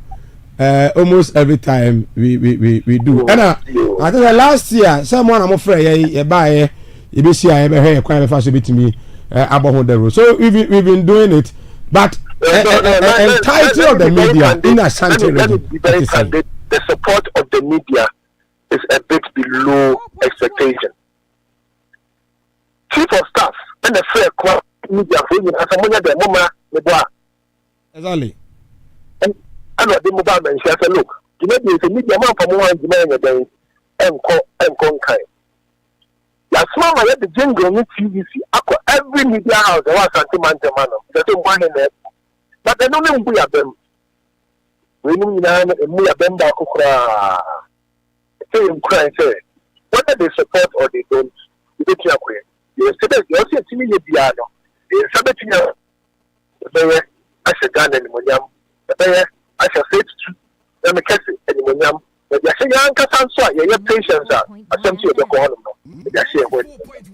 Sammy, me jam wako, but your man for the round muti na no pay. Be mo from Tamale. Oh, my idea, tune for Yamishano. UK for Fred, be mo send voice note. Oh, Yamishamo. Germany for mo send voice note on a pay. Sammy wa homano so. Or bobo the coda will be to me at the payment no. Ede ama trust the committee because the ehui actually say if you're able to do more the committee will be able to give us good project abet mi abuana udu konfanochi a okwado say oyare ye no ora ho because we udu konfanochi but not big konfanochi sami I think 2 years ago me yanku bi if UK buy Ghana no be yare de konfanochi oduru wono an kan say yenyini free ho because as a bed or dance kan ho tete no it tells you say baby obi elive no oba ebeya ayarehwe na ho nya e manapomu de ne kwa no san kofo mo bobo numbers ne buy code no any contact bia na ebe hia saman for beverage no bobo na yentimi enye that way but that's familiar I mean sure they are easily accessible to everybody it's more man no mobile money 0544 1955 25 0544 1955 about you see Confanochi 25 they were 2 for 23 and the guys are old FM. 0544 195525. Ezra When you mobile money number, it will be the PSN be a cost. There was short code so sorry, before I go short code no so no, maybe. 0544 195525 no. Edi be na beba. Say na be on send you be convince say you did. Heal Confanochi. Heal Confanochi. Confan bacho eno na beba. Hikam. Heal Confanochi. But your Fidelity Bank, yeah, also with the Heal Confanochi account. Maybe I'll be a tribute in Seminano. Of course, social media now try to Heal Confanochi. Your payment details in our your website, heal www.healconfanochi.org. That details in now would say my money person will send money through their Swift code. And that details in now to Heal Confanochi. Bring any Rosa, me on a pay Ezra 94.1 FM and I feel Ezra TV. Your name I for the T for that's no me.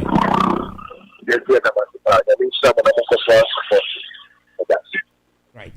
I was the chairman of Hill Confanochi Project. Samuel Dubache and I don't know I could come now on Ugua Sam so I about supporting now the Emma. Why yes. Is it not painful? A big sign. Yeah, especially. Yes. But I think yeah, and I like the way you know a can ask him. Yeah. In fact, why are they? Wama yatia say na ya said yes be the contribution beko. Ma sure ne say in the coming days no. Obeti na henka mejidi say tifu ina, especially the Muslim community no. Some of us are also a voice from that community. Na yeah the announce better because at the point in time there was a suggestion saying whether the Muslim community and Azongo community mobilize fund a group will come around and another school of thought is that Obia and contribute directly to the fund and when that happened the fund but the minimum amount with the publish contributors now. Yeah. Obviously, put me in as a group will have been captured. Yeah. Maybe a lot contribute to maybe 100, 200, 500, which has not been captured. Yeah. In TV, seminar opinion ATM, chemistry. I that aspect, so analysis kakra. But me publish yes, but at least based on community, based on community, say make me a year it is women say Suleiman said but I just say more publishing baby about 3 weeks no. Oh no, and yes, at least I'm betting we are grouping into religious contribution. Based on the Suleiman said Christian. Okay, but on the benefit of the doubt, wait to me, I had that aspect, so at least about inform whether indeed people from this particular community are contributing or not. The impact, because that idea to mobilize within the community nearby, but including Honorable Montaka, is one of those who said no. Ubia already piano, uncle contributed directly into the account of the Hill Confirmation. And this Abanesana, you will not be able to. Into when there's a few well-to-do men move up, but there are more others. Just that omunyanya information need. Prajaphone,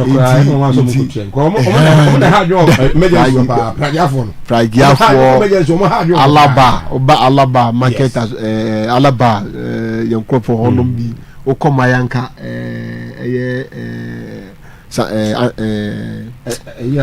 Watusuka, Kasi. Mayanka side on so. Indeed, there are other groupings. I think say with time, say some outreach program. So with my inculcated that into the mobilization. Candy, one many candy, candy album. That's what you. It's something now because confirmation now can say Mike. It's not really about strategy. no confirm free as far as Buku wa Ameli Paga. So even Burkina Faso Mohamed Ayarisa Wasi it is important say we all contribute our quota in ensuring say Yura they were there to so be ama Shantimani Ghana man ebiti mabaso. Okay. Tell that's it. Right. Wako Council of States. Wako elections or Council of States. In fact, you can make campaign a crime now. Sir. But now can make campaign now. Oh, of course. We can know of you that. If that the Munana okay sir. That's the only mean to make campaign. But two no man to amount. Na me sere kakra. Na wo collection ba kono we ni ango bi. Sir Mike. Council of State election no. Kwaya Faso no. Quite a few people. But they are mainly presiding member and chief executive of the DCs, you know. They say quite DCs, you know, it could be said that coordinating directors and as a presiding member and any other member could go in there. Good. Into some few people. Into now say the fewer they want. But you have a few. Two reps from each district. So into say that in the delegate situation that you want in this country.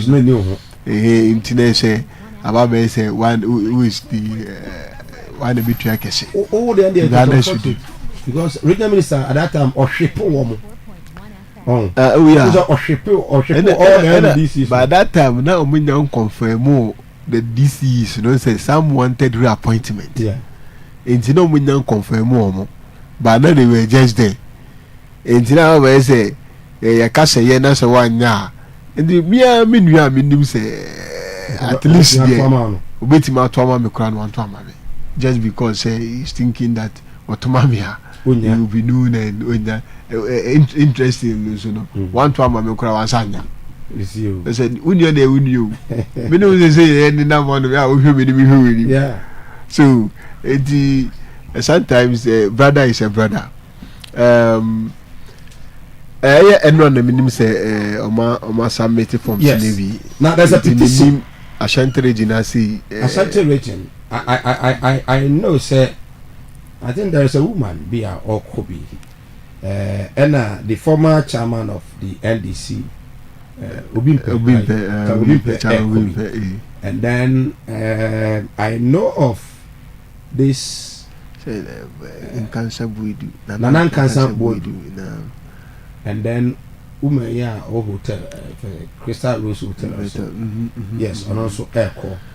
And the first time the new to join or he need so that way.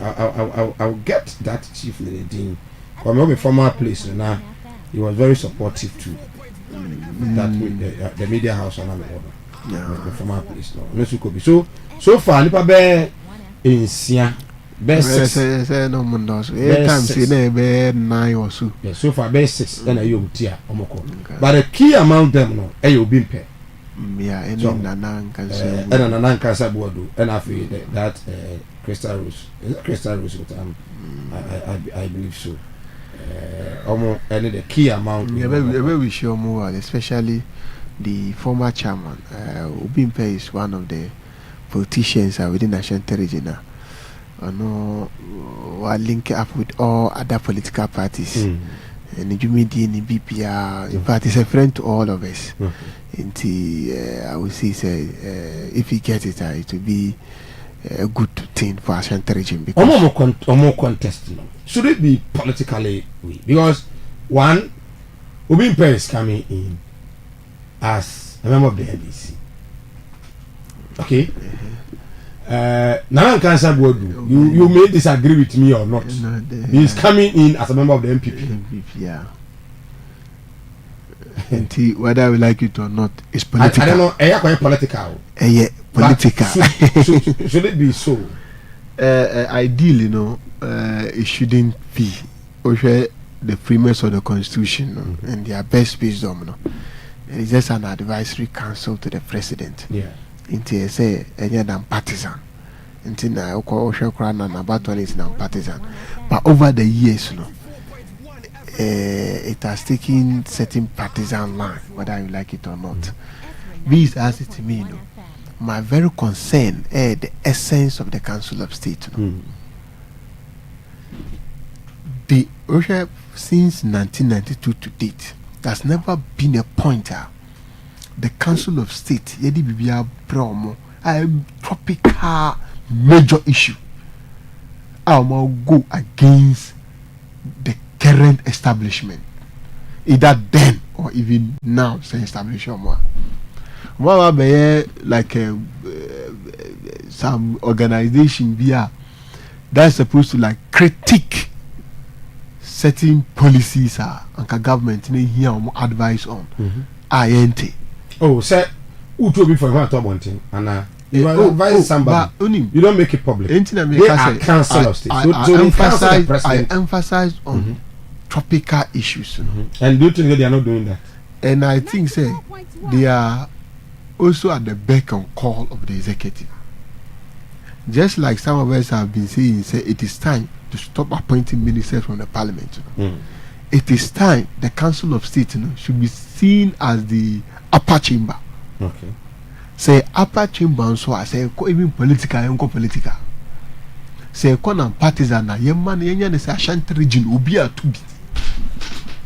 We are one obe jina so kra obia betu so abani bi. So that you be accountable to the people. Instead of say selected few. I don't want to allege, but obia wako hono no besusu say this election there is influenced by when I'm making the best offer in terms of personal gain. It's not about the community, it's not about the region. It's about their personal gain. About the delegate, what they are getting. Say Drew say we say Abana is an open place. RCC one saying a campaign no call, saying a new man call, Obia who say this is the situation.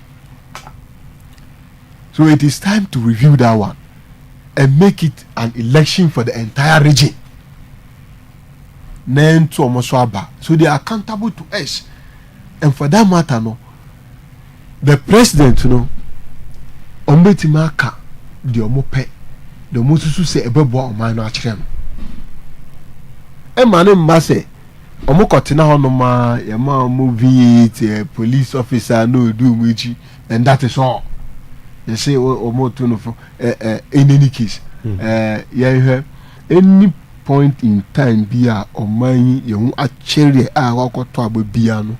Ubu say, the Council of State, you cannot tell what has been their rule. And they say, Omuye be bia kra eboa omampina. And we believe say that they'll be giving the good advice. But the kind of advice or more anything there. And they say appointee will be as a distinct pending the approval of the Council of State. The Council of State concept is a nice one, but it is time to review its present situation. All right. But Oshe politicians. Yeah. Say Mahama Ohoyi. Knowing perfectly say Ebia Omo contest Ebia Edume Tiano. No person will be president. Say any panel. We need the elections. Now also Kutuma Mahama for. Do you think Mahama will take advice? Because Mahama Yahweh pass these people campaign against me. One person about power. Say any panel Kutuma Mahama for say me truthful. Say you are. Why are you not being fair to the system? Sir Mike. Mimi Jidini say Mahama as a person now, he has learned his lesson. either the good way or the bad way. Constructive criticism there says we a leader, your ability to accept it. So be G2. They are can we answer no. And nature so what we a leader. Opa man for ye. And it say and net Mahama. Open man for ye pa say ampani ampa say no best friend say he has learnt his lesson. Obama make it a good name for himself there. Whoever wins, no, he should be able to listen to what the person is saying. Say Mike, I thought that omu obi eka nwasembi anase wotofo a utimu says advice we there ni papamu anase ni bonu, you know it, you are able to tell because you are human, you are rational. So enti preferably no from even December 7 general elections, the kind of overwhelming victory, almost a little over 2/3 majority in parliament, Ghanaian want to give an absolute power to a president to see, say, then obitimaye. And it will not be out of place. Maybe as Ashanti region, okay. Somebody like Ubimpe might be able to be clicking with Mahama very well in the sense say they are all from the same political party. No, inti Nisusu yepa Ebedru Council of State or no more. Ubetima Pushamana. It is not out of place. We support that. It's not out of place. But Basse Obefu from the airport there. The person on can who say, "Oh my Ghana, ne cheche." You be so minor and queen. And now about the political party who your affiliation to. I always have problem with people who are criticizing just because they want to say something in favor of their political party. And so that means you're not thinking about the greater good of the people. Look, it should be our prayers. Say obi a odi enimbiano sa nipano untimi embo no homode na se beduru yeso a yetimi ayebi atwaso ene ko boy opportunity ama ye hu say watima ABC and SVMB DEF and at any point in time no it is not about say we are succeeding that means we bar among from fimi debi it is about wono suban ben na wo among for enim efa ho and they make an say Council of State omo abeto omo so aba no Ghanaians and now the delegate in as it stands now there omo de no mo hwese sha nipa wi okwa obetimi aboa anase debi right and there will be an opportunity to hear from every candidate omususu ye omoma omano as far as that position is concerned. Okay, you show me the best of luck. Yeah, said you show the best of luck. The best of luck. Now in our parliament they see on Thursday the appointment committee, yes. The conduct of some members in that committee, the posture and that mentality ebiwo say I said we are all there or buy a bapa intino nominate kwa who's also prepare. If you look at the posture of Sam George during vetting, you could see say also prepare no pa say he's going to meet them boot for boot. Obi ko trust look at you so what dey hu ni asem. Go uncle go fi Adams obi ba na tell say what dey we a stubborn guy. They see any the releaser minority yaba minority say even worse things than this see next speaker a presiding over one sanction be so the speaker nya say obey sanction 3 members of the MPP selective injustice be akos one as a speaker the way you know the actually MPP for them more you could see someone no more yadi say na MPP for nko but MPP for me NDC baako. Your take.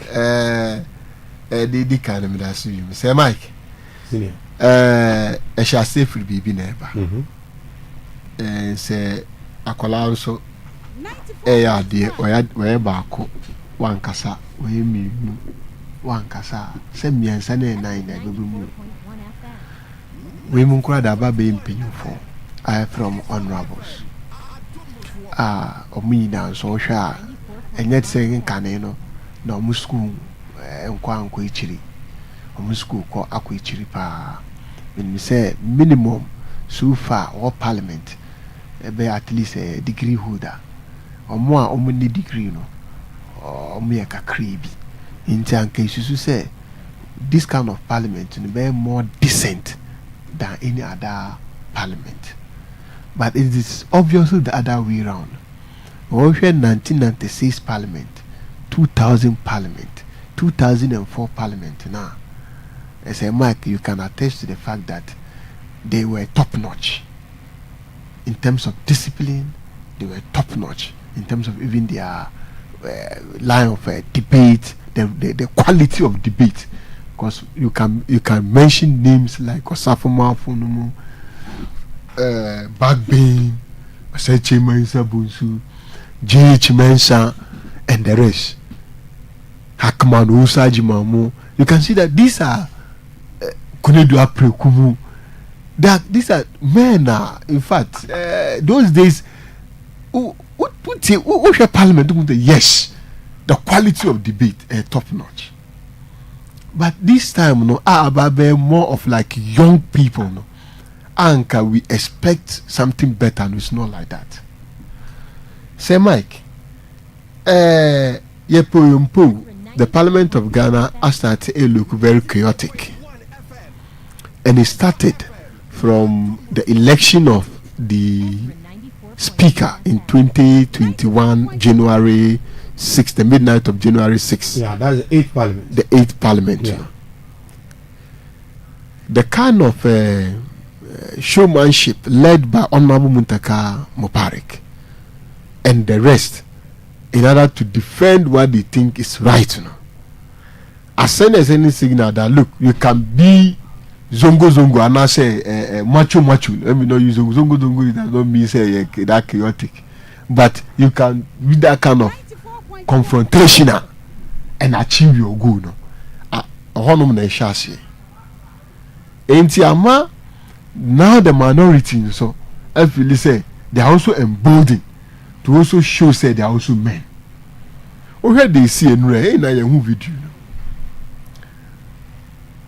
Most suggest say we postponed the vetting to the next day. Another group with the majority say we want to continue. So in that case, what do? There no more shisha nature. It's about the majority decision. We've adopted to ourselves say the majority carries the day. The minority will have a say. And this majority say they are continuing. Do they form a quorum? If they do, let them do it. So let it go. That is what the rule says. Now so see there be. And into what you were pushing the table. And into microphones, you know, basa.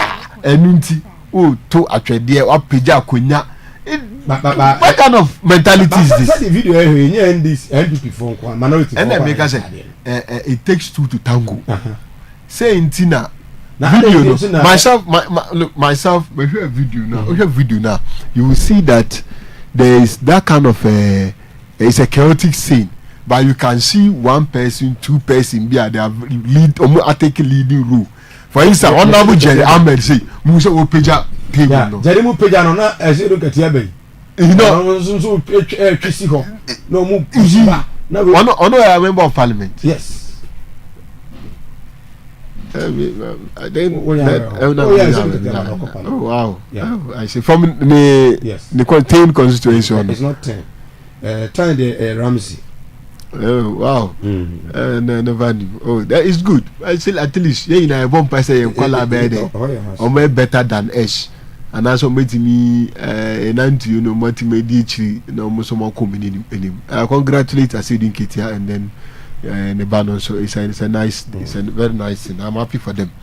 So and you at least you can see some leading person be my SIC president Anodompre Opeja Akunya a whole minority chief whip, long-standing member of the parliament, through student politics to national politics. Opeja Akunya, what are they? Or turn us out. That's great. I think it's with the same within the same area. No. Opeja Akunya no. What are they? 94.1. Opeja Akunya there. And then the rules are clear. We don't go by the rules. You have your say. They say yes, we are going to continue. You take a walkout. Do they have the numbers to continue? If they have the numbers to continue, let them continue. Say, Mike, let's get this straight. Say, the present minority, no, you don't need to be confrontational to make your case. It is the quality of your argument. It's the quality of your submission. The quality of the criticism, Saoma. And the chair say, you are ready. And the moment in your son, you media moye. Look, you keep the person there 7 hours, 8 hours. You are not able to pin the person down. And my name will say that person lack the credibility, lack the integrity to serve in that position. But just whining about some yes, to what end? As it stands now, say Mike, what would we need the tree? For her former need the tree kakra. Tell me, one minister, a fellow marking another minority, have been able to raise a critical issue, a border on the person's role in the office. One on my country. Say, as you may see, wabokro no wahasida into okohonoma enyeyi. As you may see, atwan throw this particular place into okohonoma enyeyi. Mention one. Anyone? But minorities question like go to your Facebook and read messages from the Facebook. What they call there? The moment they say a phenomarking attempt to run some of those are perceived to have been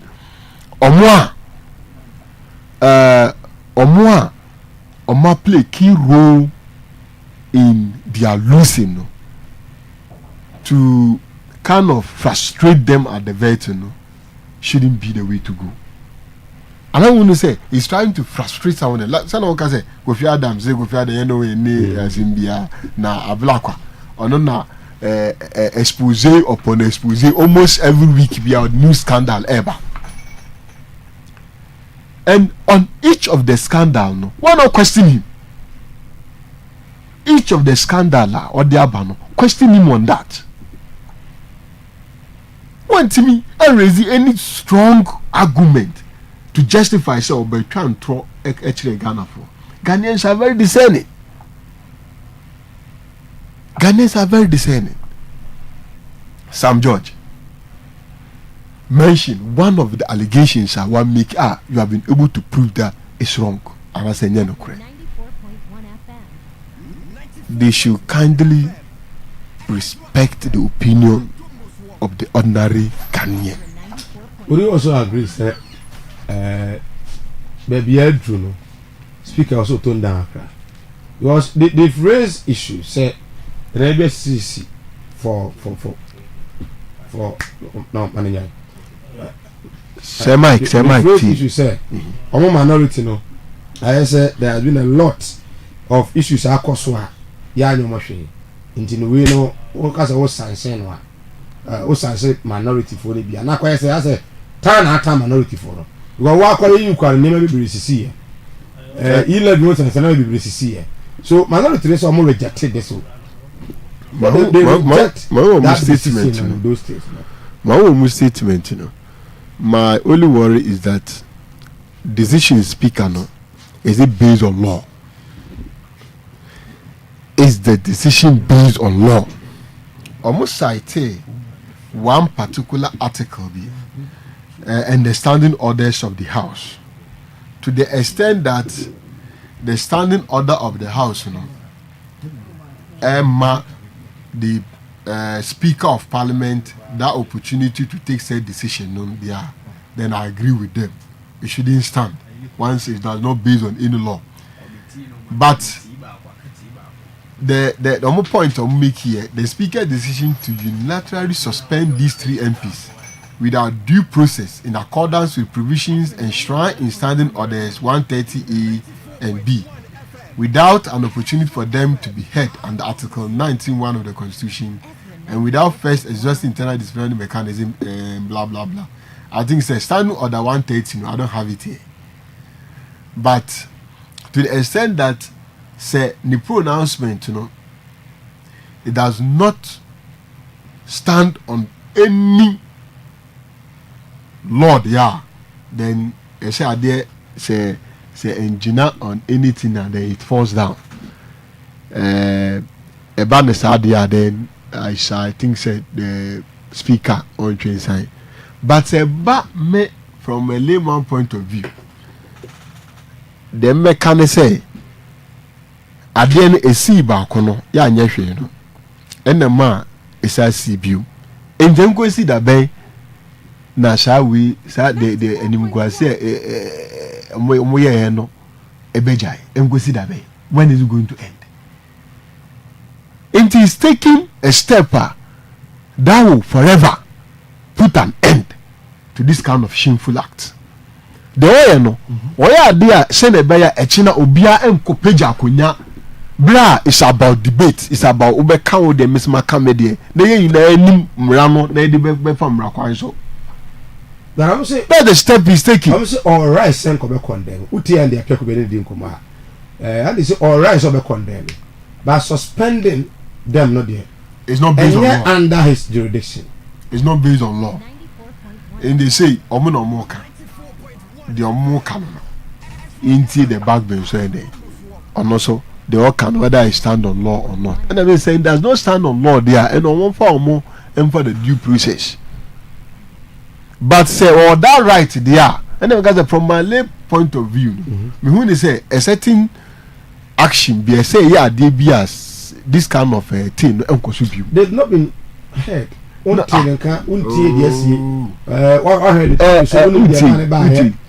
is an interdiction. I don't know what the word interdiction. Okay. Say there is a say you will say there's a prima facie. They say we say oh are the susu says how the wire. They say tinan chain. Then you and when they say it's almost like he's interdicting them. But in I don't have the standing orders with me. Say but I know that the privileged committee are in charge of disciplining the members of parliament and those things. Okay. But in their absence, can the speaker allowed to take certain action pending the privileged committee sitting? Is it not allowed? Say not allowed, yeah, then that is it. But I'm giving the speaker the benefit of the doubt. Say he's been a member of parliament. He's been in parliament throughout his life since 1993. It's over 30 years. So if there is nothing of that sort, we need that kind of right. Now will you do it? I'm going to give you the benefit of the doubt. Is it not also acting in say like Ghana for good one Kasafa the SC no? It is my going to be implicit Ghana for no, and I just to calm Ghanaians just like that. But Ebia the name. And the maker say sometimes we take certain actions for greater good. For instance, and another meeting a black one interview and the vetting. If we sound the same car loan or the talk car now the day. We need it, is no need of that car. In this house can or combine harvester. Eddie man the month. So moon or more no. Nay, be saying in the Ghana rice in Upi.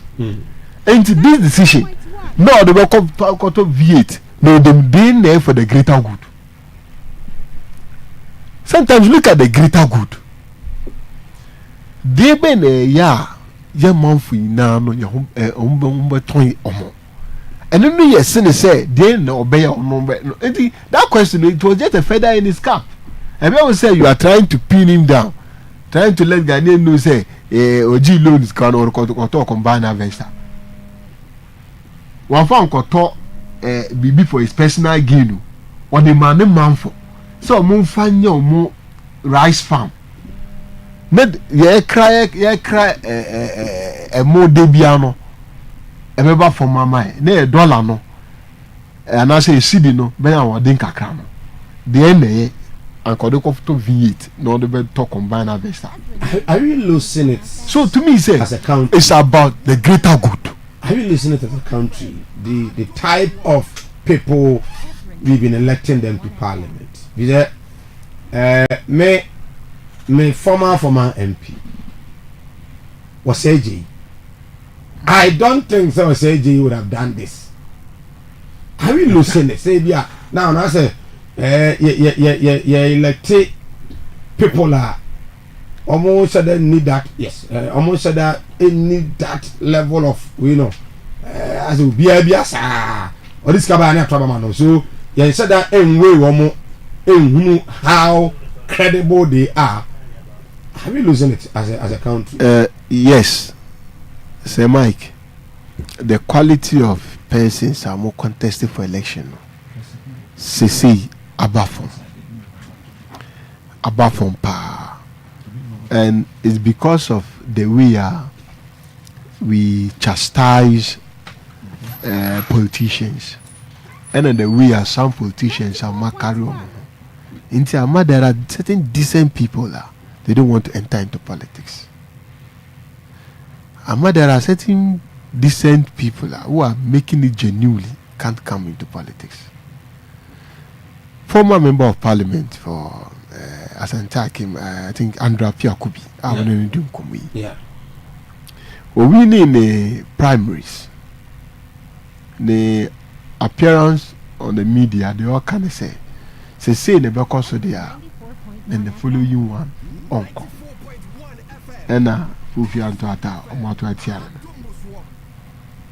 because we say, so be Konya Nisikebi, oh, be and somebody at all who say my member of parliament who didn't win come or share who hinty no I far media number no was sponsor against you and see that kind of monicracy I work in the system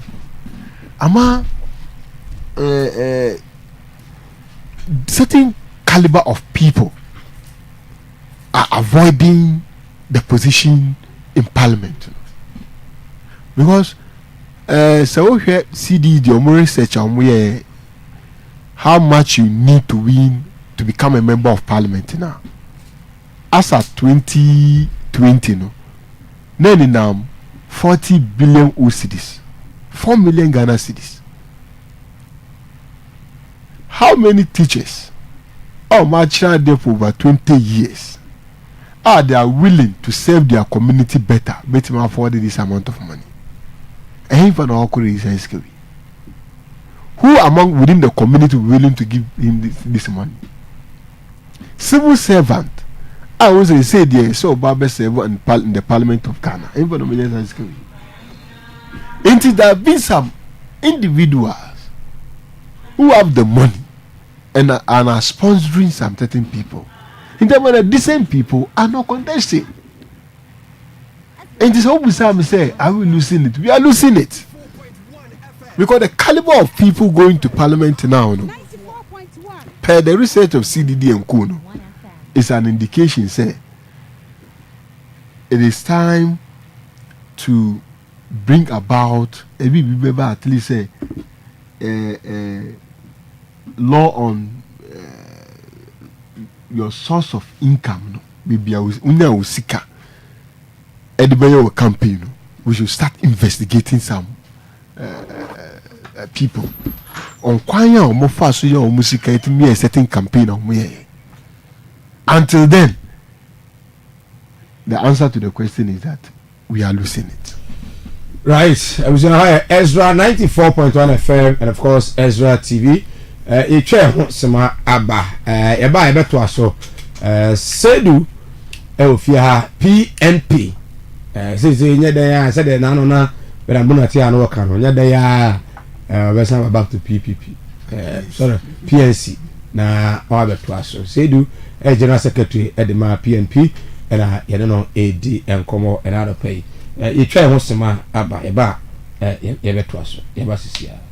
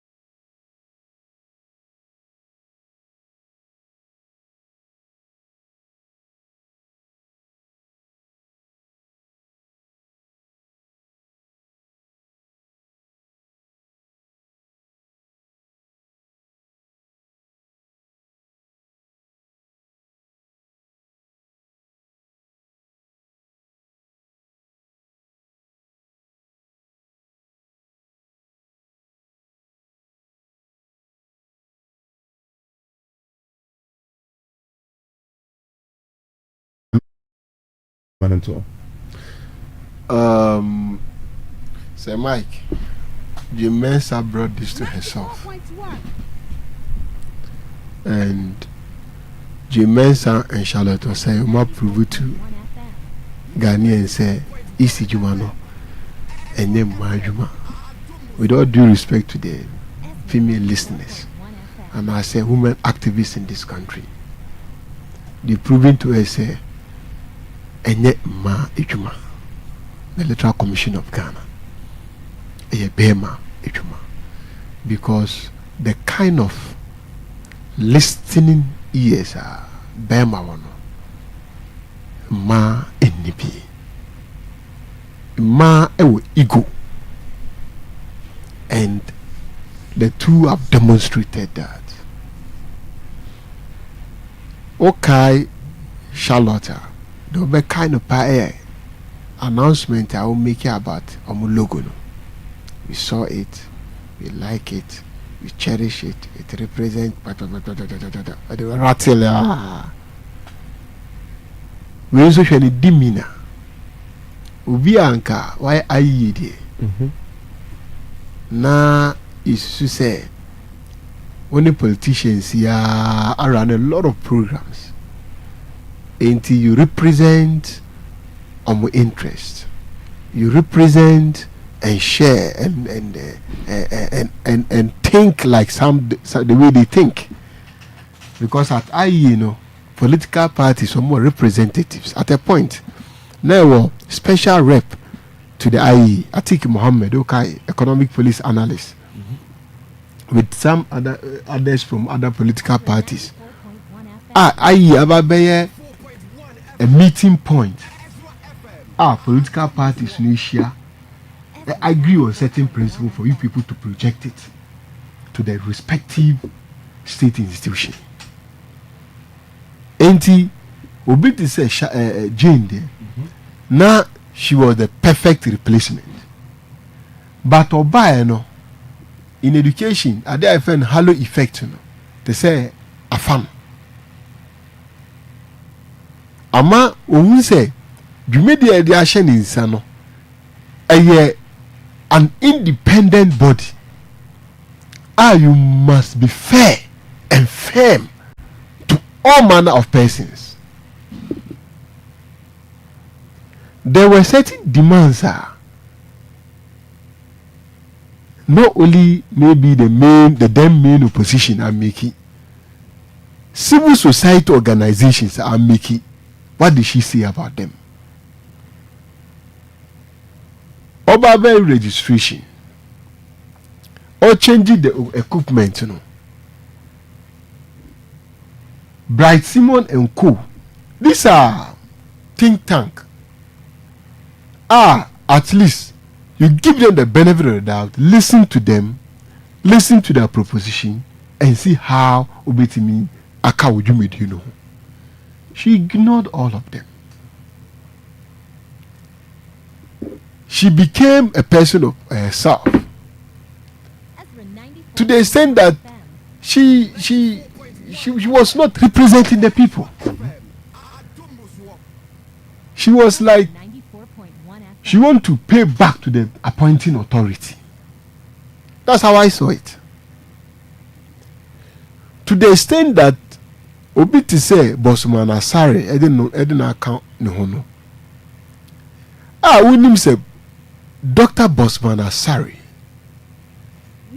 No position on social matters as a lecturer at Legon. It is going to make us a MPP directly. I don't have that evidence. But we're too inclined to that area. Very inclined to the MPP.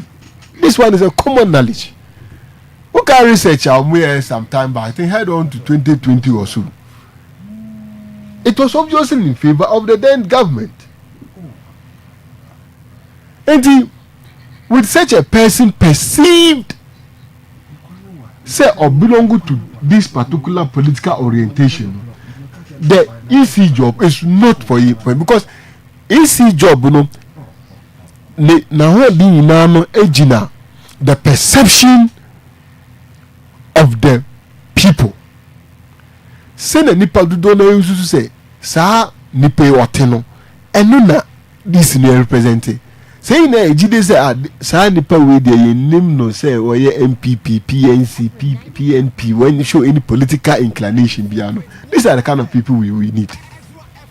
Ebia only akono is na eto aba. Enti ba o me so undon any political party krana o to aba. Enti at that moment no you make a decision. Into was some soft spot certain political party. But once me who say why was that soft spot for this political party there? Easy job, it's not your job. But Boss Manasari, he had that. The eye doctor from Uneria Bay. Look, there was one host and Michelle one this was my brother made my interview no as a representative of the NPP. On the stage and everybody say PNP, NDC, the MPP. Was it want to know what interview? Woman a political show program or represent MPP. Such a person, at the computer, you couldn't get any other person but that person. And the perception is so clear. I mean, look, ask any common man, a man on the street. Say, we should say, no, Jane, no, we more, Muju Medina concern. We so be affiliated to a political party. And see what the majority of Ghanaians will tell you. And she brought this on herself. She brought this on herself. Santro Kofi Saul Omukesi on the eve of 2020 election. Now what release we have executive fiat instruction. So motu parliamentary abana enyeyi on the eve of the election. That means they didn't get representation throughout the 4 years. No. Meanwhile, they were belonging to a particular constituency before. Why not allow them to also elect or more representative? Share the case of transfer of voting without the person's knowing. 94.1. She brought this on herself. Here on the eve of the elections, how these recent elections are on Ekoye, Chimai in 2020. Oh, once it has been declared here, it has been declared. Up to now, from C of the Chimai 2020,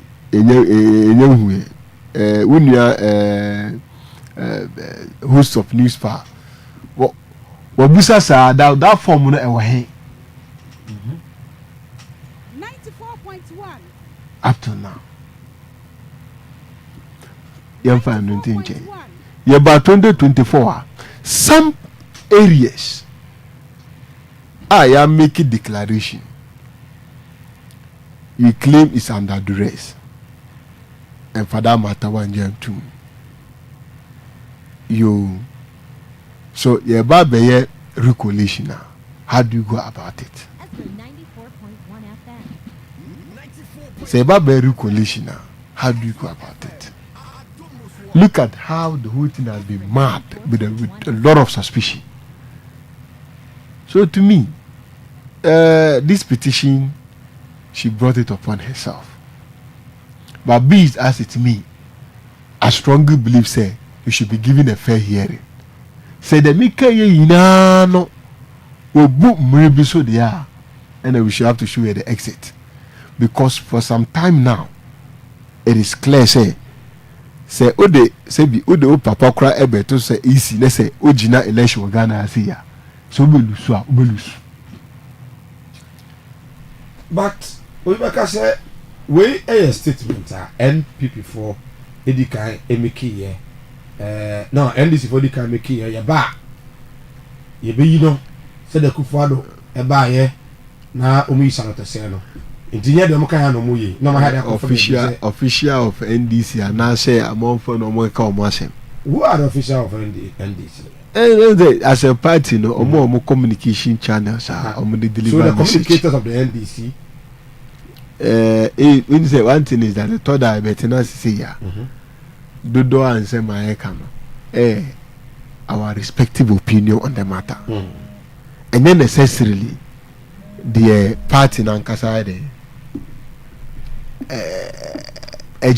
party engineer no okay enti say be a communicator can asema communicators omoka omo asem na we expect to hear it from maybe the general secretary of the party and the chairman of the party and the leader of the party no sound until say the leader of the party, the chairman of the party, and even the general secretary don't necessarily always come on air and make certain statement because it could be misconstrued. Say the party in the general. So we say not anything. I don't know, you might be getting it wrong, but be it as it may, there must be enough grounds to take care of. And my name say Charlotte was say I am inti was say Ghanaians didn't like Kwanya if first ye Charlotte was say no. If Ghanaians like it, it will have reflected in the vote. So because at a point in time, Charlotte said for them Omoan Omode Omontakwa Emma Kwenya my Omode Tunche one Sulimu ne Madame Amankwamo and now Omonta continue they had Omoade expose a lot of the things that Omoye 94.1 and say when so if I say about Kwambe Suna Edo Mutunche it should be on solid ground. For me, I've always had a problem with the decisions the amount of money we spent to do the re-registration. Ezra 94.1 FM. The equipment the amount we spent on that, I still have a problem with that. In so by Kaya 2020, we all went on demonstration. We shared the House of Chief then. I think it was the then PNC and more new others Kayumbu Emma Beye demonstration Kruma. I have problem with that. And they say ne NDC Abana say betima go into that one no. Name bisa say omano ya risk bia the expenditure omo is out of board. Into Mojina so I support it because Ubia Mana Kwenye Biano say Mike, it is for the person to perform. Into performance and they say it's kaka crab but maybe only a corner seminar on fine Juma is over there. And to the extent that one find inside Juma, we have to put the person aside. And not only the easy that I'm looking out for, say this present administration will go into. Ora ma set it up, the issue of Kenofuriata and the dealings or buru as if nobody's business, or buru sa no. If there is any law what break Biano we should do with him. You award the contract to bid for beautification of the city to the daughter of the current president, 39 million Ghana cedis. So beautify city.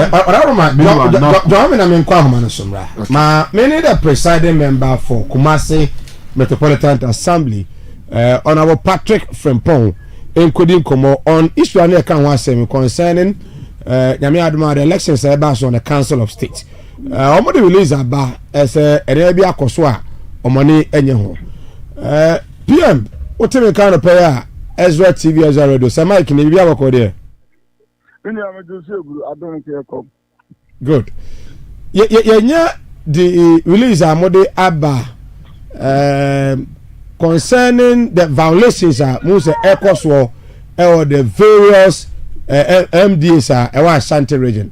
Edia pa na esi adaroma Emenya me da city na me nsia watie fo ne wa hefo nyina em se ni nyina ne se the Ghana 1992 constitution no ayɛ nhyehyɛeɛ sɛ yɛwɔ abatoɔ mmienu pɛ na wɔ Ghana no ayɛ non-partisan election.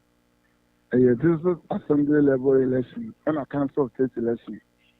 Now, a council of state election, a constitution say assembly be a uniform union. Now, Cocotuaba, Nanka constitution says, and Kayan Sian and Kayan elected 2 months from us in Concotuaba. Now, it drew pressure Ghana this year, my lady to council state, but the other do not. I say, a bank change now banner revoke 30% on the field set on the bench. It is a banner, now, the sensor is a banner, yet the assembly members elected me. The presiding member on my said the remove quick as a coordinating director and take care of assembly, no answers are banner, society GC. That's one I can maybe I'm not penny family, maybe I'm because ultimately convey general assembly assembly no and 100% no because I revoke appointees. Now the action say the did assembly no account boom what consulting the uniform no econo NDC for no the enemy chilling say omum na yemfa NDC ni ba kon pipi ni ba kwana say yenyu mum for NDC nko. But Ghana Constitution assembly non-partisan. Assembly won't be identified as a MP. Just on one case, maybe NDC. Won't you for party the attack the impo and share and co-general assembly meeting. But I bet in the party attack the assembly a parliament because you two parliament in Ghana. Next time I enter the local one and assembly. To start the air cost run and I hear say I have to say Mrana a Ghana. On mine, NDC for any be. That I say, almost say, Sam Rana, so much do pay the Esomope. And then I hear some assemblies needing.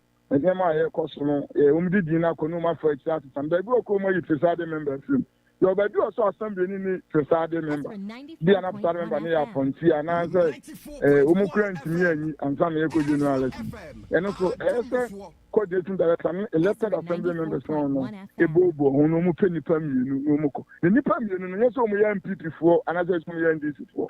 A Nipam Union, so one about you say, there, the very senior mus, uncle, and I say, be a race, and I saw Baba, Kum, Conibia, a idea so bit now, Adrian. I do my better company. So one of the car will be any to me so because I'm only a pet in him. When I'm here in this secretary organizer, and I'm quite you must be and then I say I'm a petition, Yakoma, regional coordinating director. Say on share, say I'm a service regional director of Electoral Commission of Ghana. We because we are more kind.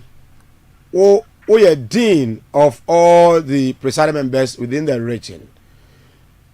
District by and are affected with this information. Oh, this is a mechanical because it be SC Man Council, the whole presiding member no cry now or they can be free. And no can say it be SC no do be as I also a who then it be SC Man Pontin. As a presiding member, some crowd do not crowd a certain woman any coordinating directors. It's a baby crana, any BSC, any member to say, a friend son of any Tepanon, any baby to say, Konomo, any Diana can crowd, and Yammer Cosmo, the Tiana, a host empire, and yes, the shutters are any man of the across a group, baby, air corner. If you're internet and the say Ghana for you TV. But if you other regions also cry well, Sadia no said that emphasize. Into someone a mama say mum dem MPP for nko and just an be. But we so what say about Fourth Republic here 2000 election about to sign in 2001 President Kufuor revoke all the appointees on the 23rd of General you in Ghana and Cocoto Council State about. Basabasabia then 2009, you two about the time, I know the refuse aftermath were trying to cry MIDC for no change. And also Omar Cocoto any some of the society members, Basabasabia then 2017, 26 about and also Mukoko Tuaba. No crowd on the 11th of January, and Nanado Banko, a ruble coming up on the Yoko Sabo Ghana Yaku Council State. So, vote region, Northern region. Shankia, Casa, Ubian Senate, Ubia Bedia dances Oko vote region. A son of a son, NDC 4 more than MPP 4. So, Upper East, Upper West, next Ocas, Yankin, Ubia, Ubia, and Casabas. Omotuabano, BBNC, among members of Council of State, BBNC. Why 2025 the year? And I'm running answer, Wama Oman Penny privilege said, the year on partisan election, they are within the appointees. The Nusina, the best master about here, you assembly members be. The big woman, the crowd said, Yomuya Oman Penny, time for us, Oman Penny, and Tinyan and say, Oman Penny pointed in Ram account. 7 franc or 4 from the assembly. Umbet defending. Some Rana and some attackers on the bit mark of trouble you cancel state. If you remember, Nebiana, Omona 1 yard into Sunyans and attackers also with my appointing Nipa 11. I don't know about the crackers and direct and not never 10 regions. So now I'm putting a point on board to say, Omoma letter. Because they say, I do 16 Abia, the Oman Penny Babano. Omun also at the study or no Ebenia. But many years I was also betting the Nippon India because they are almost only the crowd or the assembly room between the different. Ezra 94.1. Constitution who said, you're too about now I say a jacket now for 2 million until assembly election. Some of us, that's to defend the side. Every non-partisan. So I say, until way there, they said, Council of State election, and yet. The Oman Penny Sessa and your name of the region of Penum de Neco. Now, we are now woman Penny, while I could put beer, who say, or be all Casama for the other Banabia of the Financial.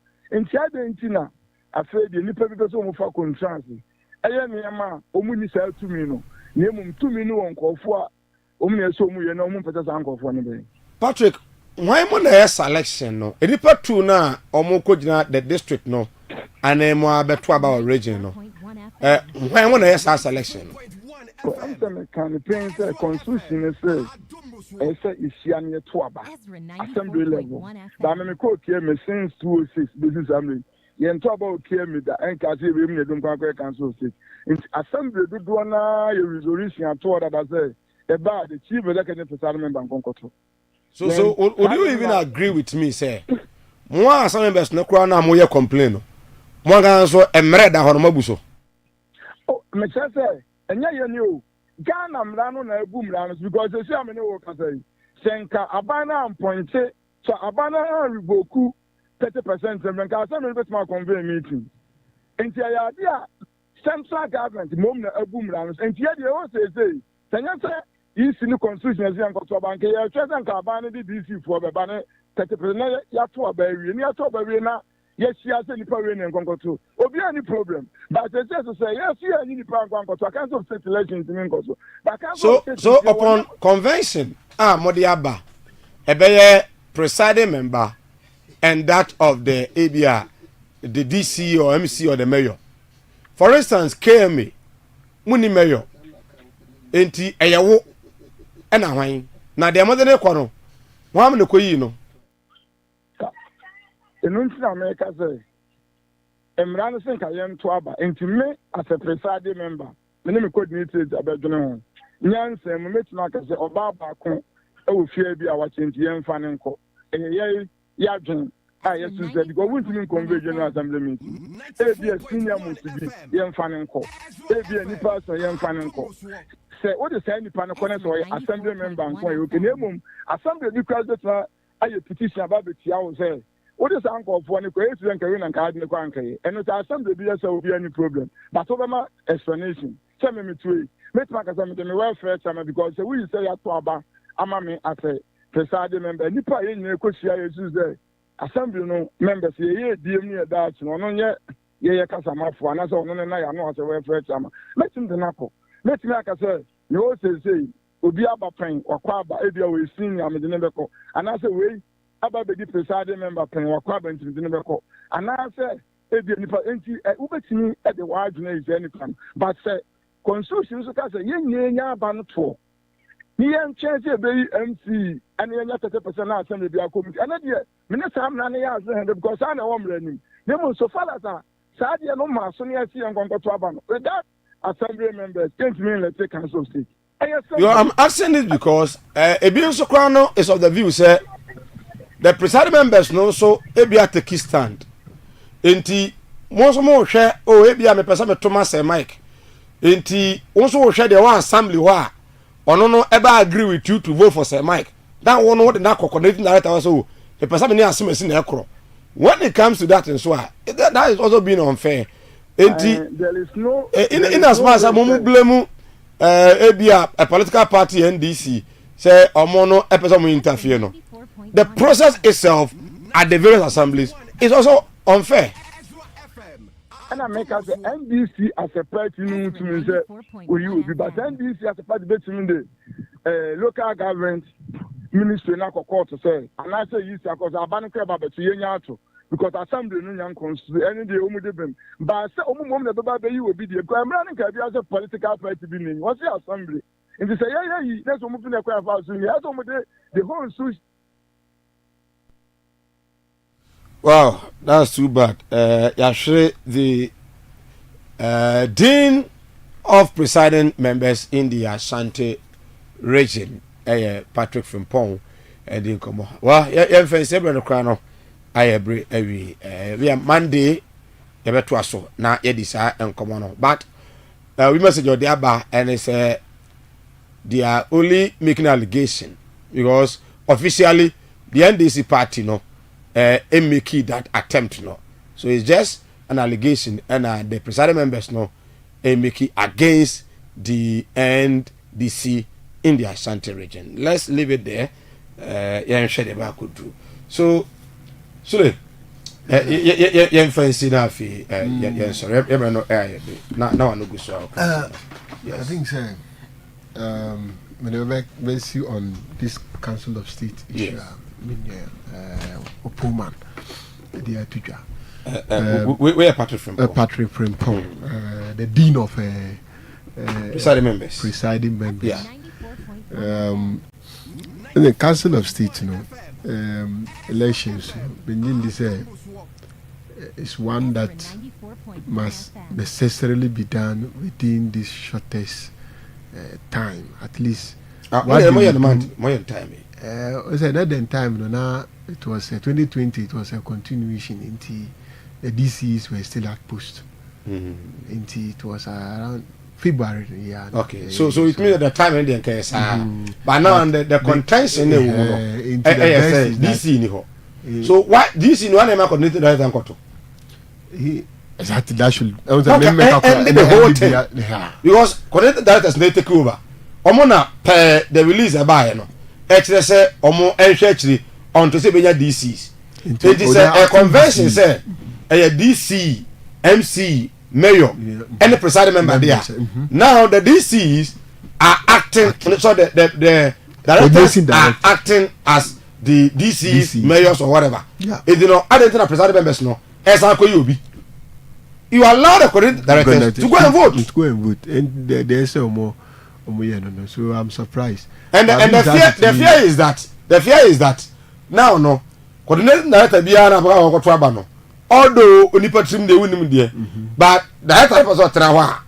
What is it? So about to area favor ebia abano was no nipa. You get the point. Yeah, I agree. And if you hear sika ewuremu you ask yourself, say, you want to go and advise the president. Won't know who you can know. You want to go and advise the president. But Bible who you are them presiding members. Someone to man. It is so huge. See, I can't be checked here for a better. Yeah. I'm on for the enticement. Now more enticing. Boya Bray and Yama in Pacola position. No. All years no. On fair woman one Canada. My name is also presiding member. About the council of state member into a frail presiding member no akukuru enia man sikari am say je fako pani age because time wey dey adru ukokonya bi adi and such people are saying say they are going to advise the president You agree with my earlier comment, say. Adebo Ghana yankano kura ho. Yankano kura. Inje kwa say the highest bidder no. I don't know no win. So akwa ebeboa say emwa. Obetumi to mpanifo so obetumi to mpanifo. Obi amfa ho business. You commercialize the whole activity. Now tell na wo for kroma president member. O ejuso president member no. Nipa kro no. Ono tell kroma be 5 years 10 years no. Or recognize even once in that we know time ni na. Say happy na brana so. Happy na brana so. Obetua. No but position go ha. Position ko to that position no diplomatic passport. One policeman they be out the front. Someone V8 into here or where council of state member. In the make say it is time to review that law. No, then it said to be an upper chamber, one from each region. Yeah, quite a partisan or non-partisan. Yeah, in a to Moswaba. Okay. There is a bit mark a bribe over million of people within a region now, and over 100 in excess of 100,000 people in the region now. We'll see how it will go. So it is time to actually review it. Yeah, review the Tessa no Matino, Tuteles Bulldog. We are Kakamoko go na present Ankasa appointee Biaka home. In the long run, no, it says Kaguka because critical issue be no more. You can independently be sure you see now more kind of send everyone man, but not necessarily the interest of the current government. Okay. This is mine. Unfortunate I say DKM say wayare na greenty ya me spirit recovery say yare there obi else say me say no me ba office and opana me okay around by 9 konanya kra so now I have to rush home for medical attention so I think say about the spirit recovery ebe poma obi anso ya tia no so abuja mote Sulemana Sedu PNP General Secretary in Kano Pay ya hwe na ya sori so na enne dwumade mienu na ekoso kese pa wa onua Richard Pra Reverend Pra yes Reverend ware ne Richard Pra o ware wa hojo atinga jansi ya do the massive to enti mi free ha me refa na ware dase me nkwase na yie die am ko jana manako ware oh nice na afin so okọ ejoso esie ni pon so a Prince Aaron Dua okontese NPP PC wo ejoso omo aspirant ne papa esie ni pon ora Charles Reynolds Dia opening Charles Reynolds Dia ono na dem phone in that TV no so no ono so eda form ene na yedi 1 week no so ewo edwoso esi ni mpon ti enso awie ifia yesan ko wonso ne akojam no so enti hwe na kan so wona ono ani agye na no mo enye na afi ono so mo ra ho no ye ne ono so no enye so ye ne eni je ne kwa no pay na wia no yakọ na akodi ara ho no so e de aka ho no nti era bia obi Yankopon on show de no nka ye ban e beta wachi na nyame aduma wo kyena so the bishop bishop na me kan last one for ne wo kyena na atwam bishop na nko na me kan wo kyena atwam if wo kyena ko apostle elect Wesley Kofi Amponsa so penny nyame adomo a wo kyena House of Ezra ewo asomaso kwanta ene wo kyena nyame adomo anopa no nkron na ya ise dwumadi no ase ya de so penny position no ese nyame adom ye pagam consecration service and ayama apostle elect John Wesley Kofi Amponsa into wo kyena atwenza for bibia 9 am na shase ya tekwa no 2 na ya pon timomra na yemfo do memodom na entimi enye emano enye fe nti we International Council of Churches ne afi the Great Britain na ye ne House of Ezra krabomu a ye pages of penny e de no as the bia etisi na afi wotimi atie sorry more etumi so yakra more e de amatwede ampa Nyankopɔn boss so e bo asase na me ado chana no pa ye hia ho 9 within it is a Mike on behalf of the entire team led by the legend Reverend Adonaba Kofi Asante Enin, the entire team of Ata Bodi Afi Michael Ata